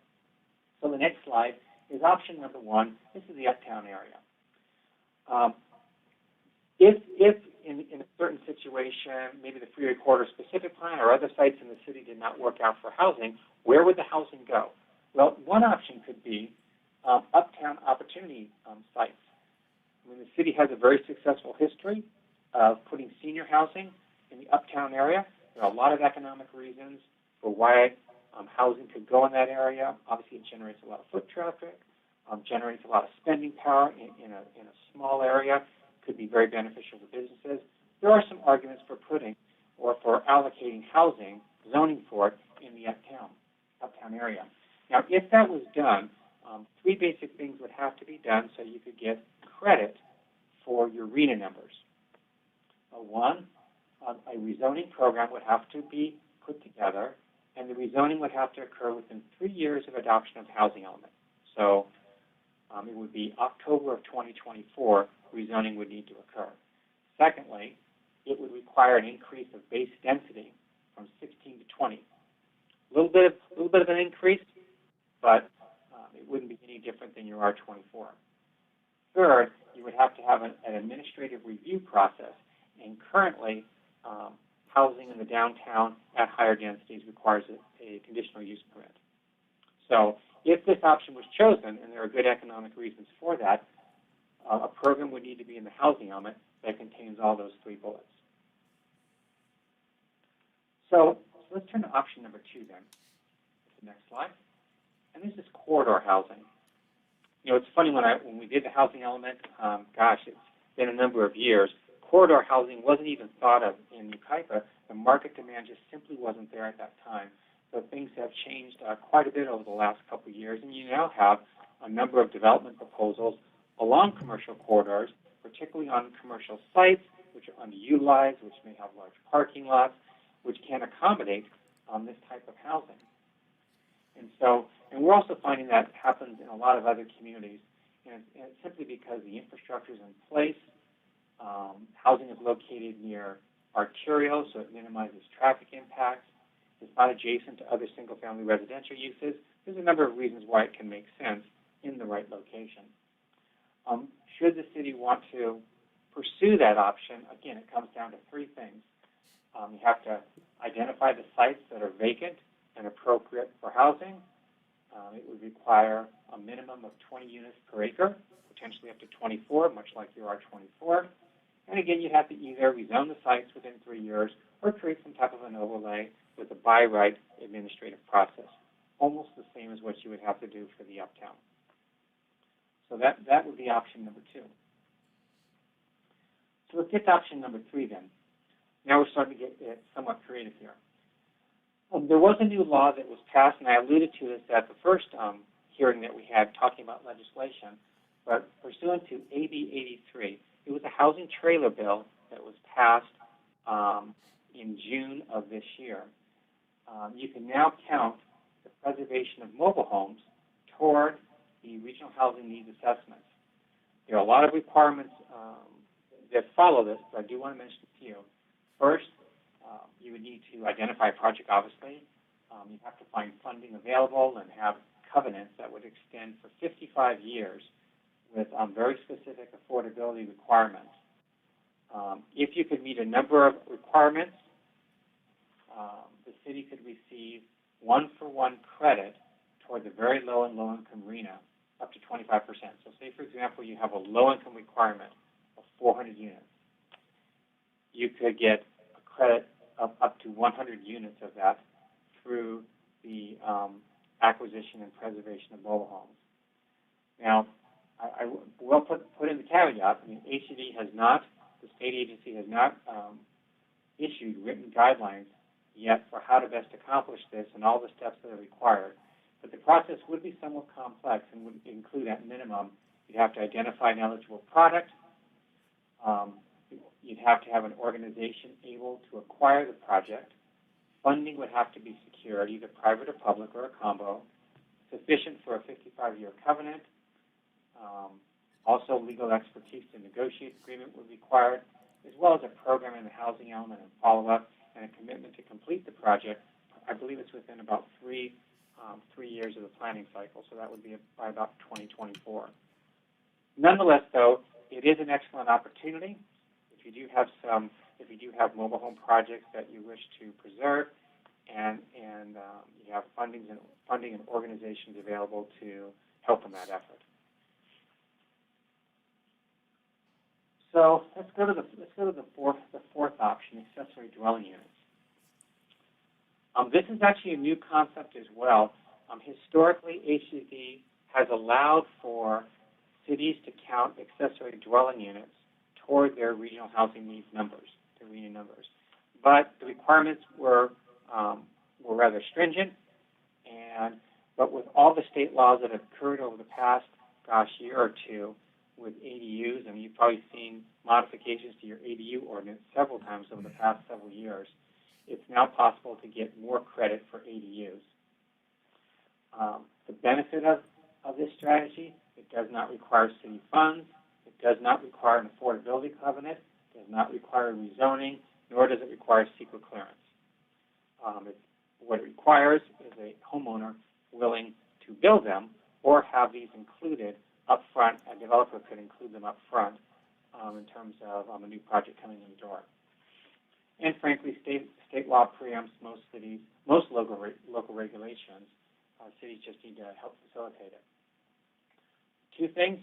The housing element would need to contain a very proactive program, whether it's promotion, whether it's pre-approved designs, fee reductions, et cetera.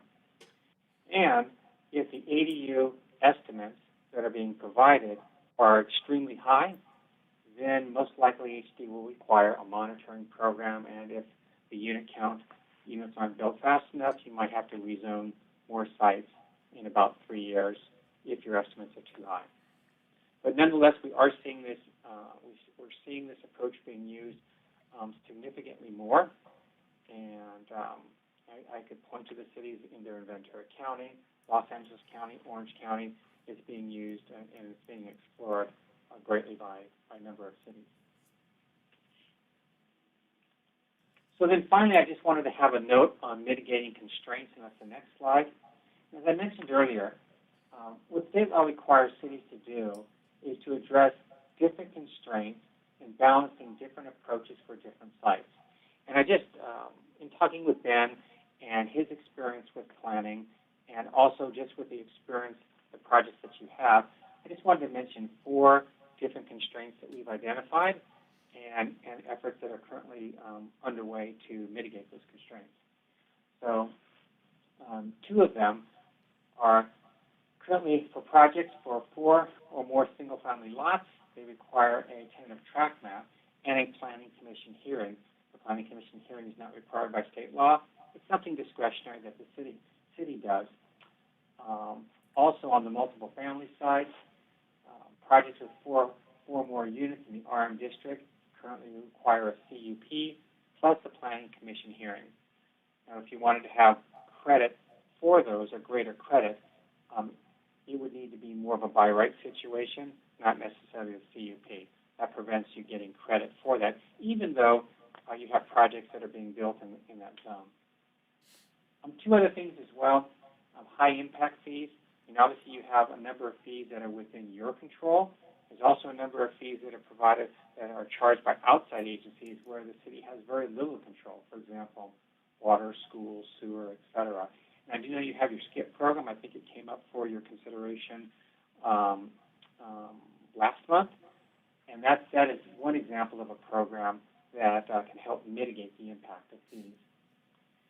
And then overall, one other thing that came up as well in our work is the desire and the need to encourage small lot subdivisions to allow for sale products without a condo map. And condo map actually causing or resulting in a significant amount of cost and more time delays for a developer. And so there may be some opportunities to streamline that process as well.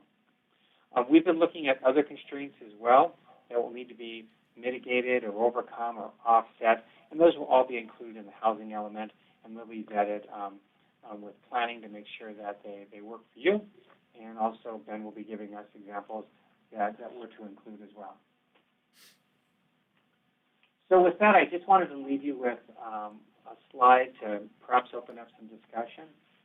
And you know what type of deficit that you currently have with the RHNA should some of your larger sites not materialize as desired. So the question would be, what options for identifying housing would be most beneficial to the city, and are options that you would like us and staff to include in the housing element?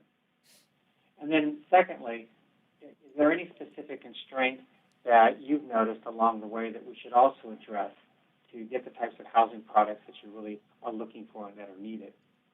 And then finally, just a third one, if there are any other thoughts and considerations that we haven't considered at this point, and we definitely like to hear your input and direction as we go to the next phase of the housing element. So I think with that, I appreciate all your patience, and I'll just turn it back over to Ben. Yeah, that kind of concludes our presentation. Kind of a few different key points. One is kind of at the general scope, we do have generally the capacity to provide for the RHNA, assuming all the stars align. However, given the number of state laws that have come into effect, certainly if things don't, then the process becomes much more tricky and complicated and burdensome. And so it's making sure that there's enough flexibility in the system so that we can make sure that we don't get ourselves in a bind if there's a good project that does come through that we do want to facilitate but doesn't necessarily hit the number of units originally planned as part of the housing element. The second part, I think, is how we can modify our policies to make the process easier for developers to do projects, certainly encourage the projects that we do want to, but make it a little bit more seamless, especially given some of the state laws as well, where some of the discretion is already removed, and so making sure that it's a little bit more streamlined. And then third is also, trying to encourage the housing projects, putting programs and policies so that we get the product types we want. Mark touched on one, which was the small lot subdivision, encouraging a for sale product that meets the moderate income level, but reduces maybe the complexity of doing a condominium map, and instead allowing the program to make those components a little bit easier and streamlined. And so really is thinking, we want certain type of products within the city. How do we make that easily facilitated and less barriers to do that and effectively plan for the arena?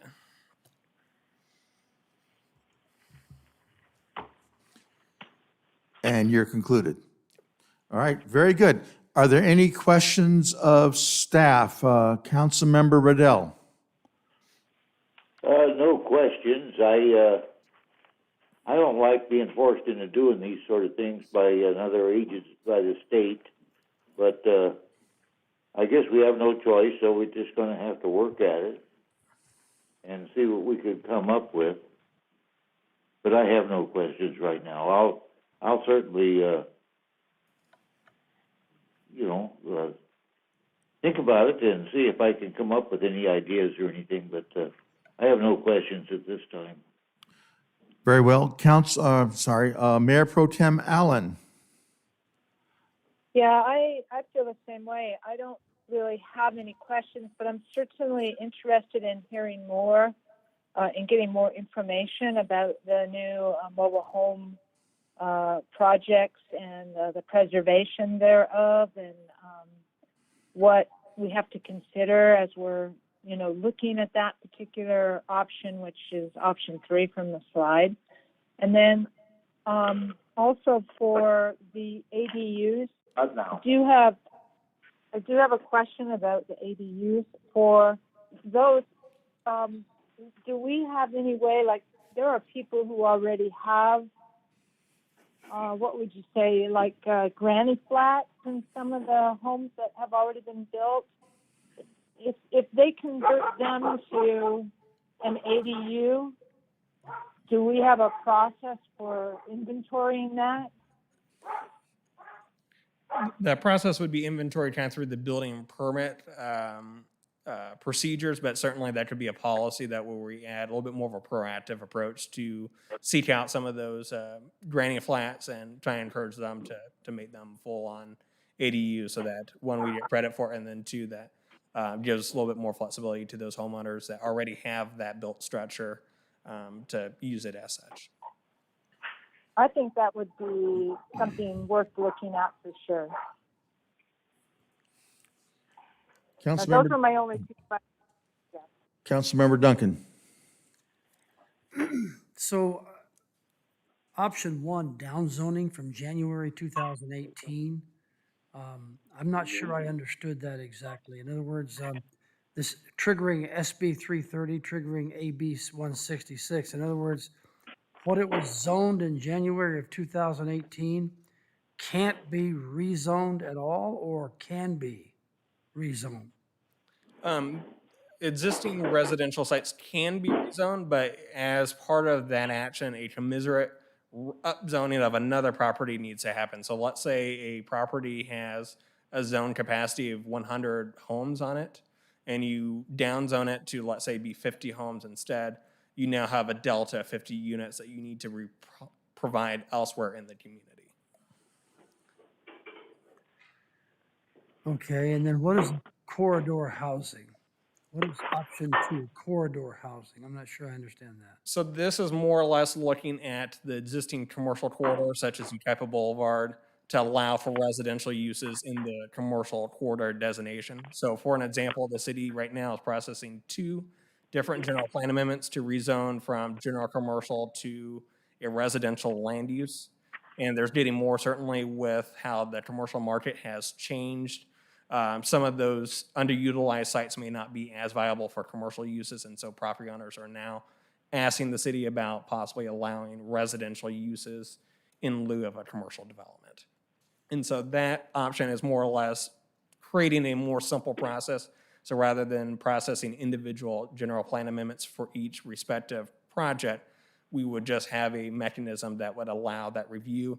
Could include some standards as well for that type of horizontal mixed-use development, but really going, if that's where the market is going, perhaps making that process a lot easier, and then also allowing us to tap into some of that credit for the RENA so we can lessen the pressure off some of our other affordable housing sites. So we have two projects right now that are wanting to go from commercial to residential on the boulevard, or? Yeah, so there is two right now. One of them is actually directly behind the boulevard. It's the Conroy property adjacent to the 5th Street Marketplace that is scheduled for Plan Commission next week. And then we also received a general plan amendment for a property between, I think, 12th and 13th Street to rezone that to the R24 to do a senior housing project there as well.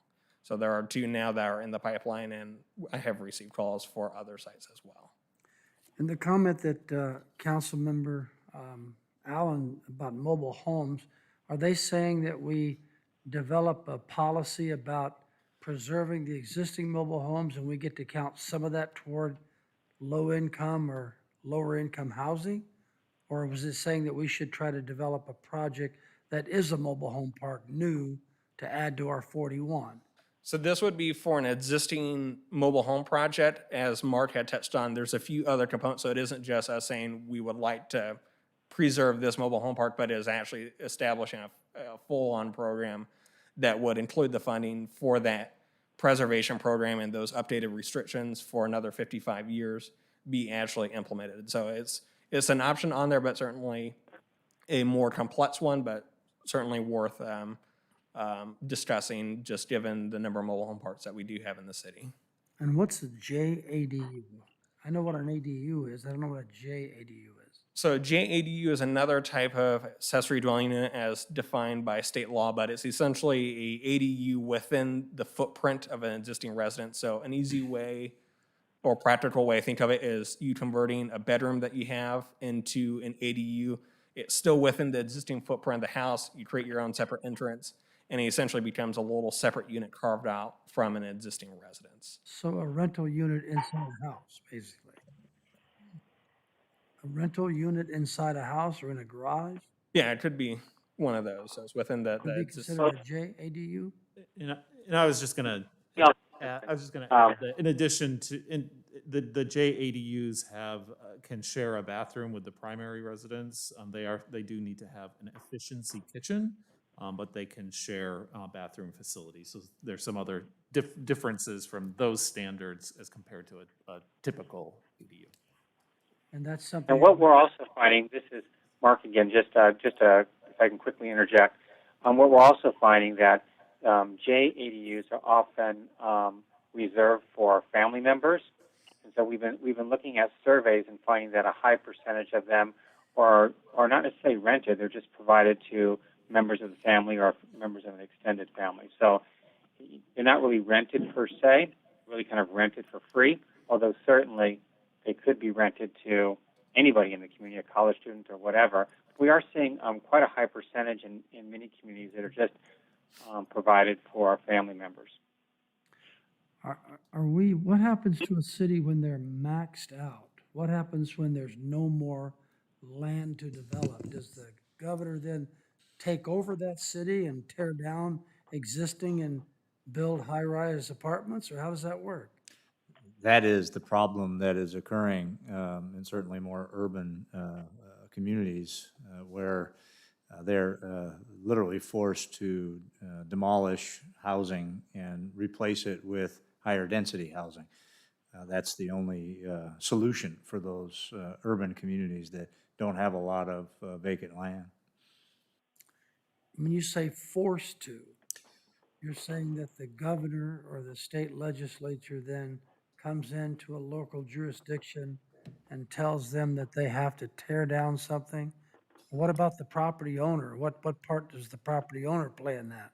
So forced is maybe a strong word, but there are some already some legal cases being resolved in Huntington Beach, for example, with the state in Huntington Beach, relative to their having an approved housing element. And so the city, as Mark mentioned and Ben mentioned, is obligated to come up with a housing element that is approved by HCD, by the state. As Mark also mentioned, we're not in the business of building homes or building apartments. That's up to the private sector, if you will.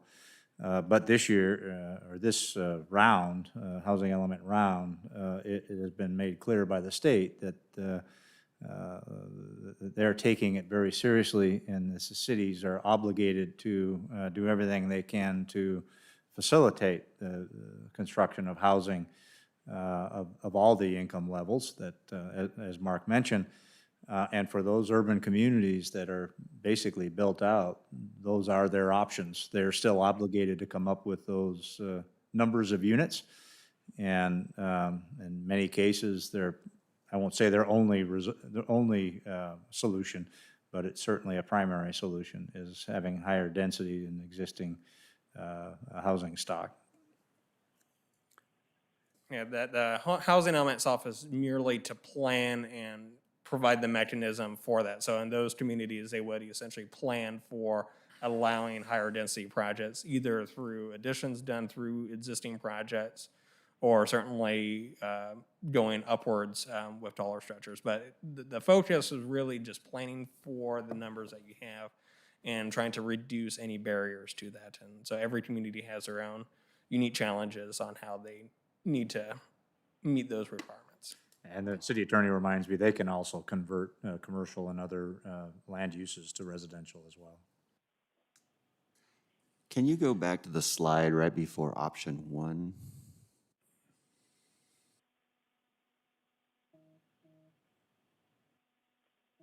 It says if the freeway corridor specific plan is not built at the approved density, the sites were rezoned, that would trigger SB 330.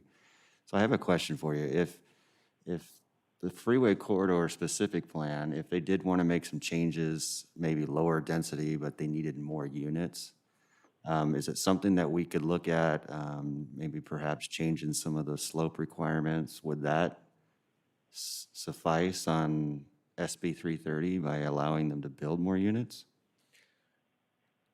Or does an actual change require you to offset it somewhere else, and it's some other property? Can't you offset it within its own property? So let's say, as an example, the freeway corridor specific plan, as part of the update that we will be undertaking through a SCAD grant, we could certainly rezone the existing land use matrix to modify some of the different land use areas.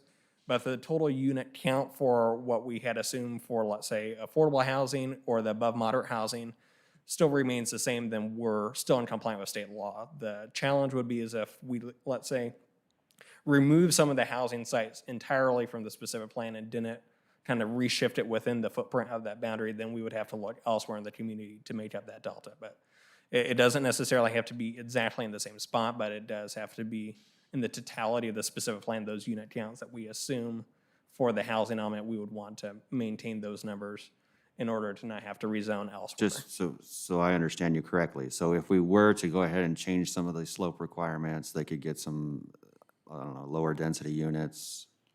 As long as they increase the number, we would still be okay. Yeah, and if you don't mind, Ben, that's absolutely a good question, because as I'm sure you recall, we still haven't updated the Hillside Ordinance as it relates to the freeway corridor specific plan area. And estimates range from 50 to 70 additional acres of developable land just by making the freeway corridor specific plan consistent with the Hillside Ordinance that you adopted a number of years ago. And so just going through that exercise will create that additional developable property. And if council elects to make some of that property residential zone property, it will provide an opportunity to help meet our RENA requirements in addition to what we have in our general plan today. But not by downzoning. We're just talking about leaving it as is. Yep. You can match the zoning next to it. You can create the zoning. Perhaps we could relook at some of those areas, and we could get even more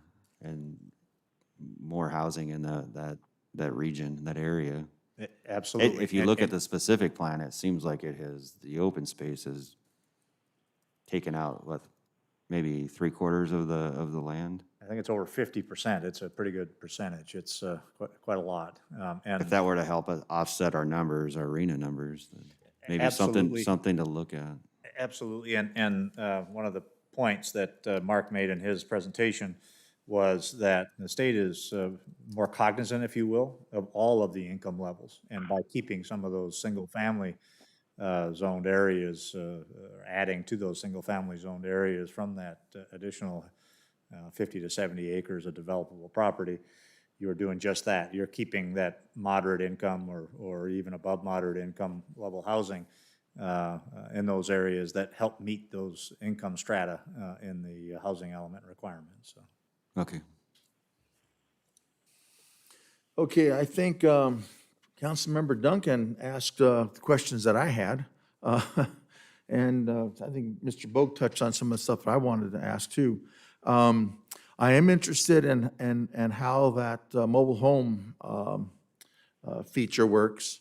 And because in my mind, I think there's some mobile home parks that are going to be here for a very, very, very long time. I do have a question with respect to that. You mentioned that we can get 100 unit credit, I guess, for lack of a better phrase. Is that per park or is that for total for the city? It would be. What? Sorry, Mark. Then you want me to respond to that? Yeah, you can answer that. So, sure. So what the law allows is that you can get up to 25% of your current very low and low income allocation if you preserve mobile homes. So, for example, your draft arena, you have almost 1,200 lower income units. Okay, so 25% of that is about 400. So if you were to acquire and preserve 400 mobile homes for this cycle, you would get credit for every single one of those towards your very low and low income requirement. Now, if you preserve 401 or 402 units, you would still only get 400 credit. So it allows you to get credit for up to 25% of your very low and low income requirement. Does that make sense? And so I threw out 400 because it was just for easy math. 100 is 1/4 of 400.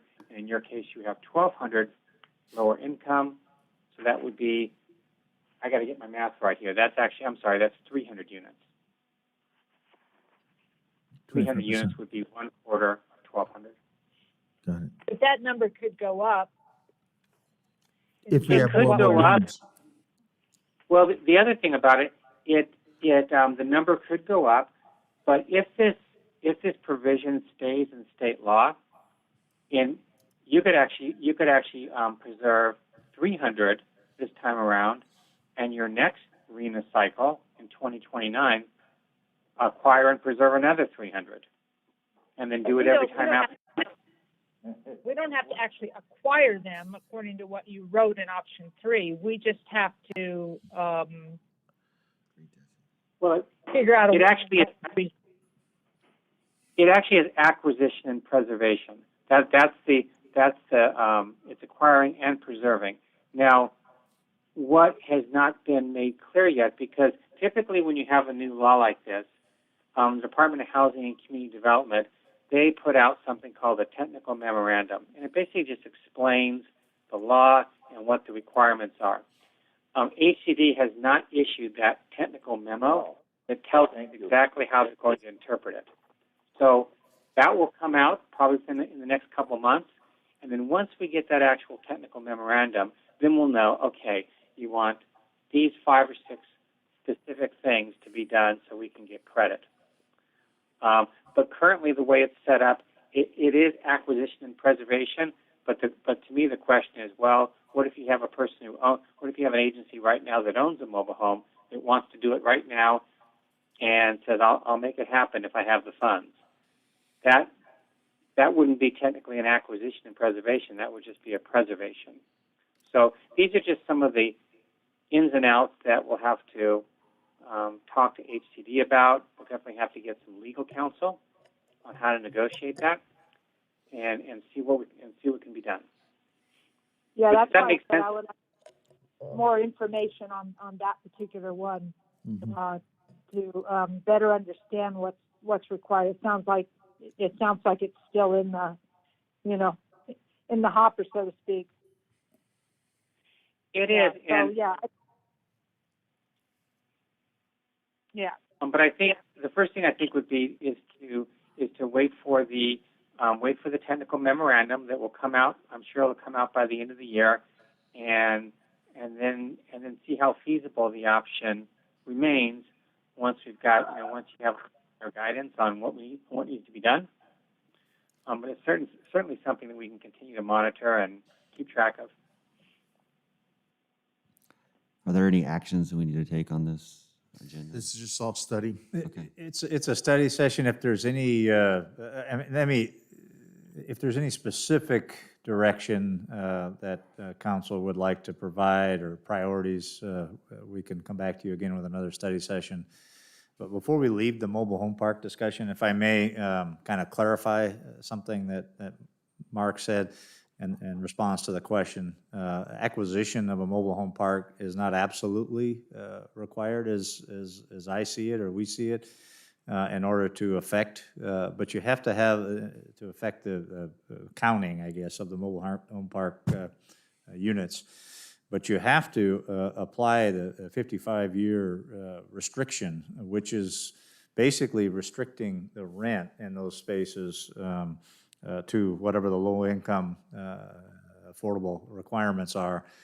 And that has to be done through either acquisition or through, if you will, discounting the rent over a long period of time, which is, no matter what the specifics are, the guidance, it's not going to be inexpensive. I guess I'll say that. So it is certainly something that we should pursue, particularly since we have so many mobile home parks. But it is something that I don't want us to leave the discussion thinking that that's going to be maybe the answer to the entire housing element. I just think the cost of acquiring mobile home parks for the purpose of restricting rents and income levels to specific income levels is going to be high, and the cost of restricting those income levels through a partnership with a nonprofit, which is a possibility, is also going to be high. So it is an alternative or an option, but I'm not sure that it's going to be a big part of the strategy by the end of this series of discussions, but it is something we should continue to provide council with more information about along the way, including this guidance that the state is coming out with. I would like to say that there is a mobile home park expansion or another mobile home park that is going to be a good candidate, I think, for affordable housing site for the housing element purposes. Off of Oak Glen Road, and that's a little easier when it's a new development as opposed to trying to acquire a mobile home park or acquire the rent buy down, if you will, for 55 years in a mobile home park. So. All right. With the mobile home park, what would be the incentive for the owner to be willing to go in on something like this? It's going to take money.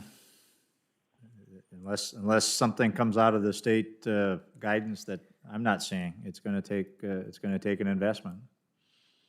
Councilmember Duncan, you have a question? Well, this is a real serious problem that the city council is going to have to really, really strategize on this, because right now, if Governor Newsom finds out we've got a hillside ordinance, and I'm sure that somebody knows that already, and I guarantee you, he wants every square inch of that property developed with apartments. And then two, the North Bench, the 1 acre restrictions at the North Bench, if Governor Newsom finds out about that, he's absolutely not going to want us to have 5 acre parcels with a barn and a nice house. He's going to want apartments on that. This is a problem. This is a problem. And it's not just a problem that we need to strategize about. This is a problem with our property owners. This is an idea that we're going to have to sort of squeeze them into doing something that maybe they don't want to do. And that just sounds like communism to me, and I just think that sucks with a passion. I don't know what to say at this point. I'm not happy. And I think that this is a serious problem that not only every city's going to have to deal with, but it's not right. I mean, for this governor or this legislature, or this state to take away or try to infringe upon the property rights, that just boils me. I don't understand that. And we've got an issue here that we're going to have to deal with. And if we want to keep Hidden Meadows, we want to keep the North Bench, or we want to do what we want to do here and have our hillside ordinance, we're going to have to strategize on this as a council and as a staff. And this is a serious, serious situation. I don't know what else to say. I don't know. I'm not smart enough to know what to do with it yet, but I'd like to figure out what we can do to preserve the property rights of our citizens. Does that make sense? I'm sorry. I didn't mean to It does, but I think right now we have enough land right now that can accommodate the numbers that we're looking at today. If there's no significant changes in those numbers, I think we can accomplish that without having to reduce the existing zoning in the established communities that we have, including the North Bench and Hidden Meadows and those places. But you do bring up a good point where the urban cities are being forced to do redevelopment, removing single-family dwellings or changing commercial to residential. And what we don't want is for the Huntington Beach and the Orange County crowd who cries foul and say we're overdeveloped as it is, and then forcing their numbers on us, which was a very strong run at one time. I think they proposed doubling our numbers until those of us who were able to vote it back down. So we're very fortunate for the numbers that we have. I think we're going to have more study sessions in the future, and then maybe you can come back when we get a little more solid information with respect to the granny flats and the ADUs and the mobile home parks, and maybe come back and just give us an update on that. And anything else? The freeway corridor specific plan? Freeway corridor specific plan. Options or possibilities associated with that were brought up by Councilmember. And one of the things maybe we can talk about too is our constant obstacle in getting our development moving along has always not been us. It's been our partners in the school district and in the water district. And what can we do to continue to work on getting them to modify, or what's plan B? I mean, maybe eliminate or significantly reduce our fees. And I'm not sure what the answer is on that. That's a dangerous thing on our part, but. I would say that the school district appears to be willing to work with builders on CFD that might also reduce the fee while deferring it to the ultimate residents. But we haven't had a builder yet that has been willing to take that on and move that ball forward. Most recent discussion, school district, I think, is willing to cover the costs of the consulting efforts and all that, but has to be a builder that is ready to move forward on that front. Okay. Anything else for staff? One last question. We are in that period of time when cities have the ability to appeal their RENA number. And so that's a decision that we could bring back to City Council on the 12th. Staff's feeling is the number, as you already said, Mr. Mayor, the number we got as a result of this process, the draft number, is fairly reasonable compared to perhaps other regions. But there is an opportunity to appeal the number if council wishes to go down that path. There's also an opportunity to reserve the right to appeal the process if other cities elect to appeal their numbers, and as a result of that, it affects our numbers. And so if council wishes, we can put that item on the agenda next meeting for discussion. Okay, I think we need a presentation validating our requests. Okay, Some well, evidence. if that's concurrence on the council, we'll bring that back to you in the next meeting. As I recall, early on, when I got elected to city council, there was a budgetary item that we had money set aside in case the mobile home rent ordinance was appealed, or we had money set aside for that. I think we need to set some money aside, or maybe utilize that money to possibly deal with this scenario. And I think our partner here, PlaceWorks, needs to know what our wishes are. I mean, I'm sure he does, but know what we want and try to figure out any possible way to protect us or to help us navigate this nonsense.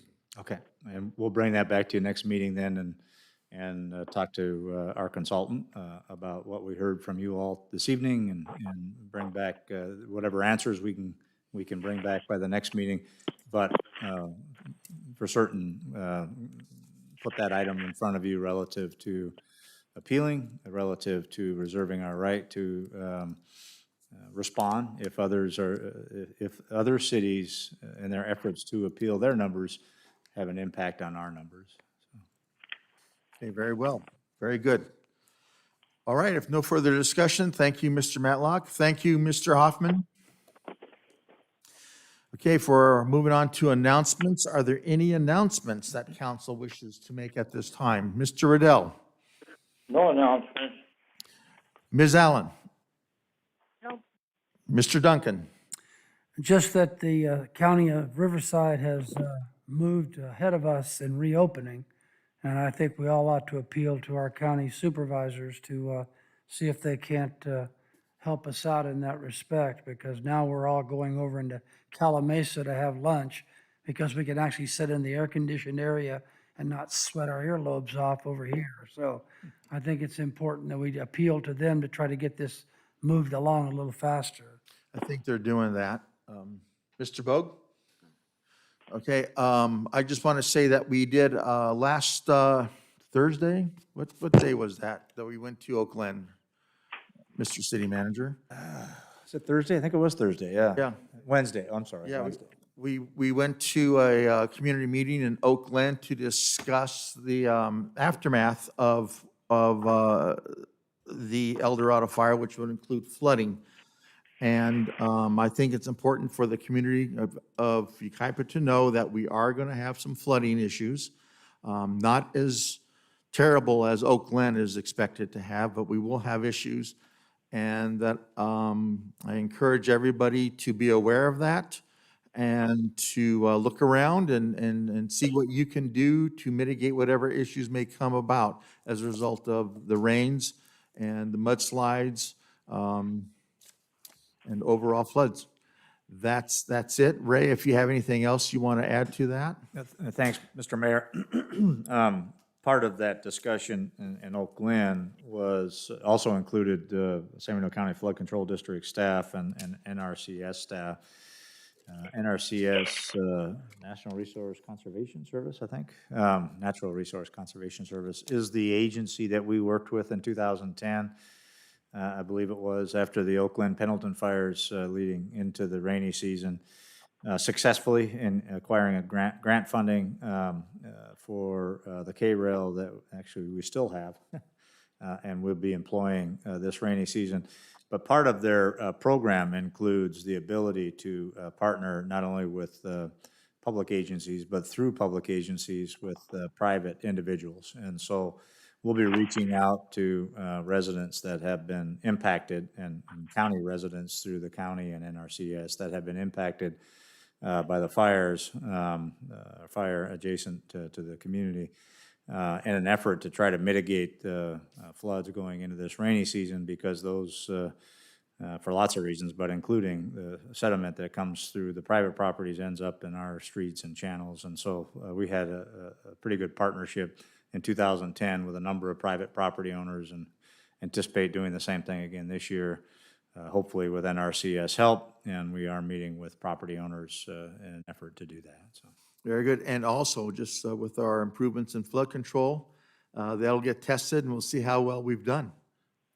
If no other discussion, I'd like to go ahead and ask Mr. Snow to announce our closed session items.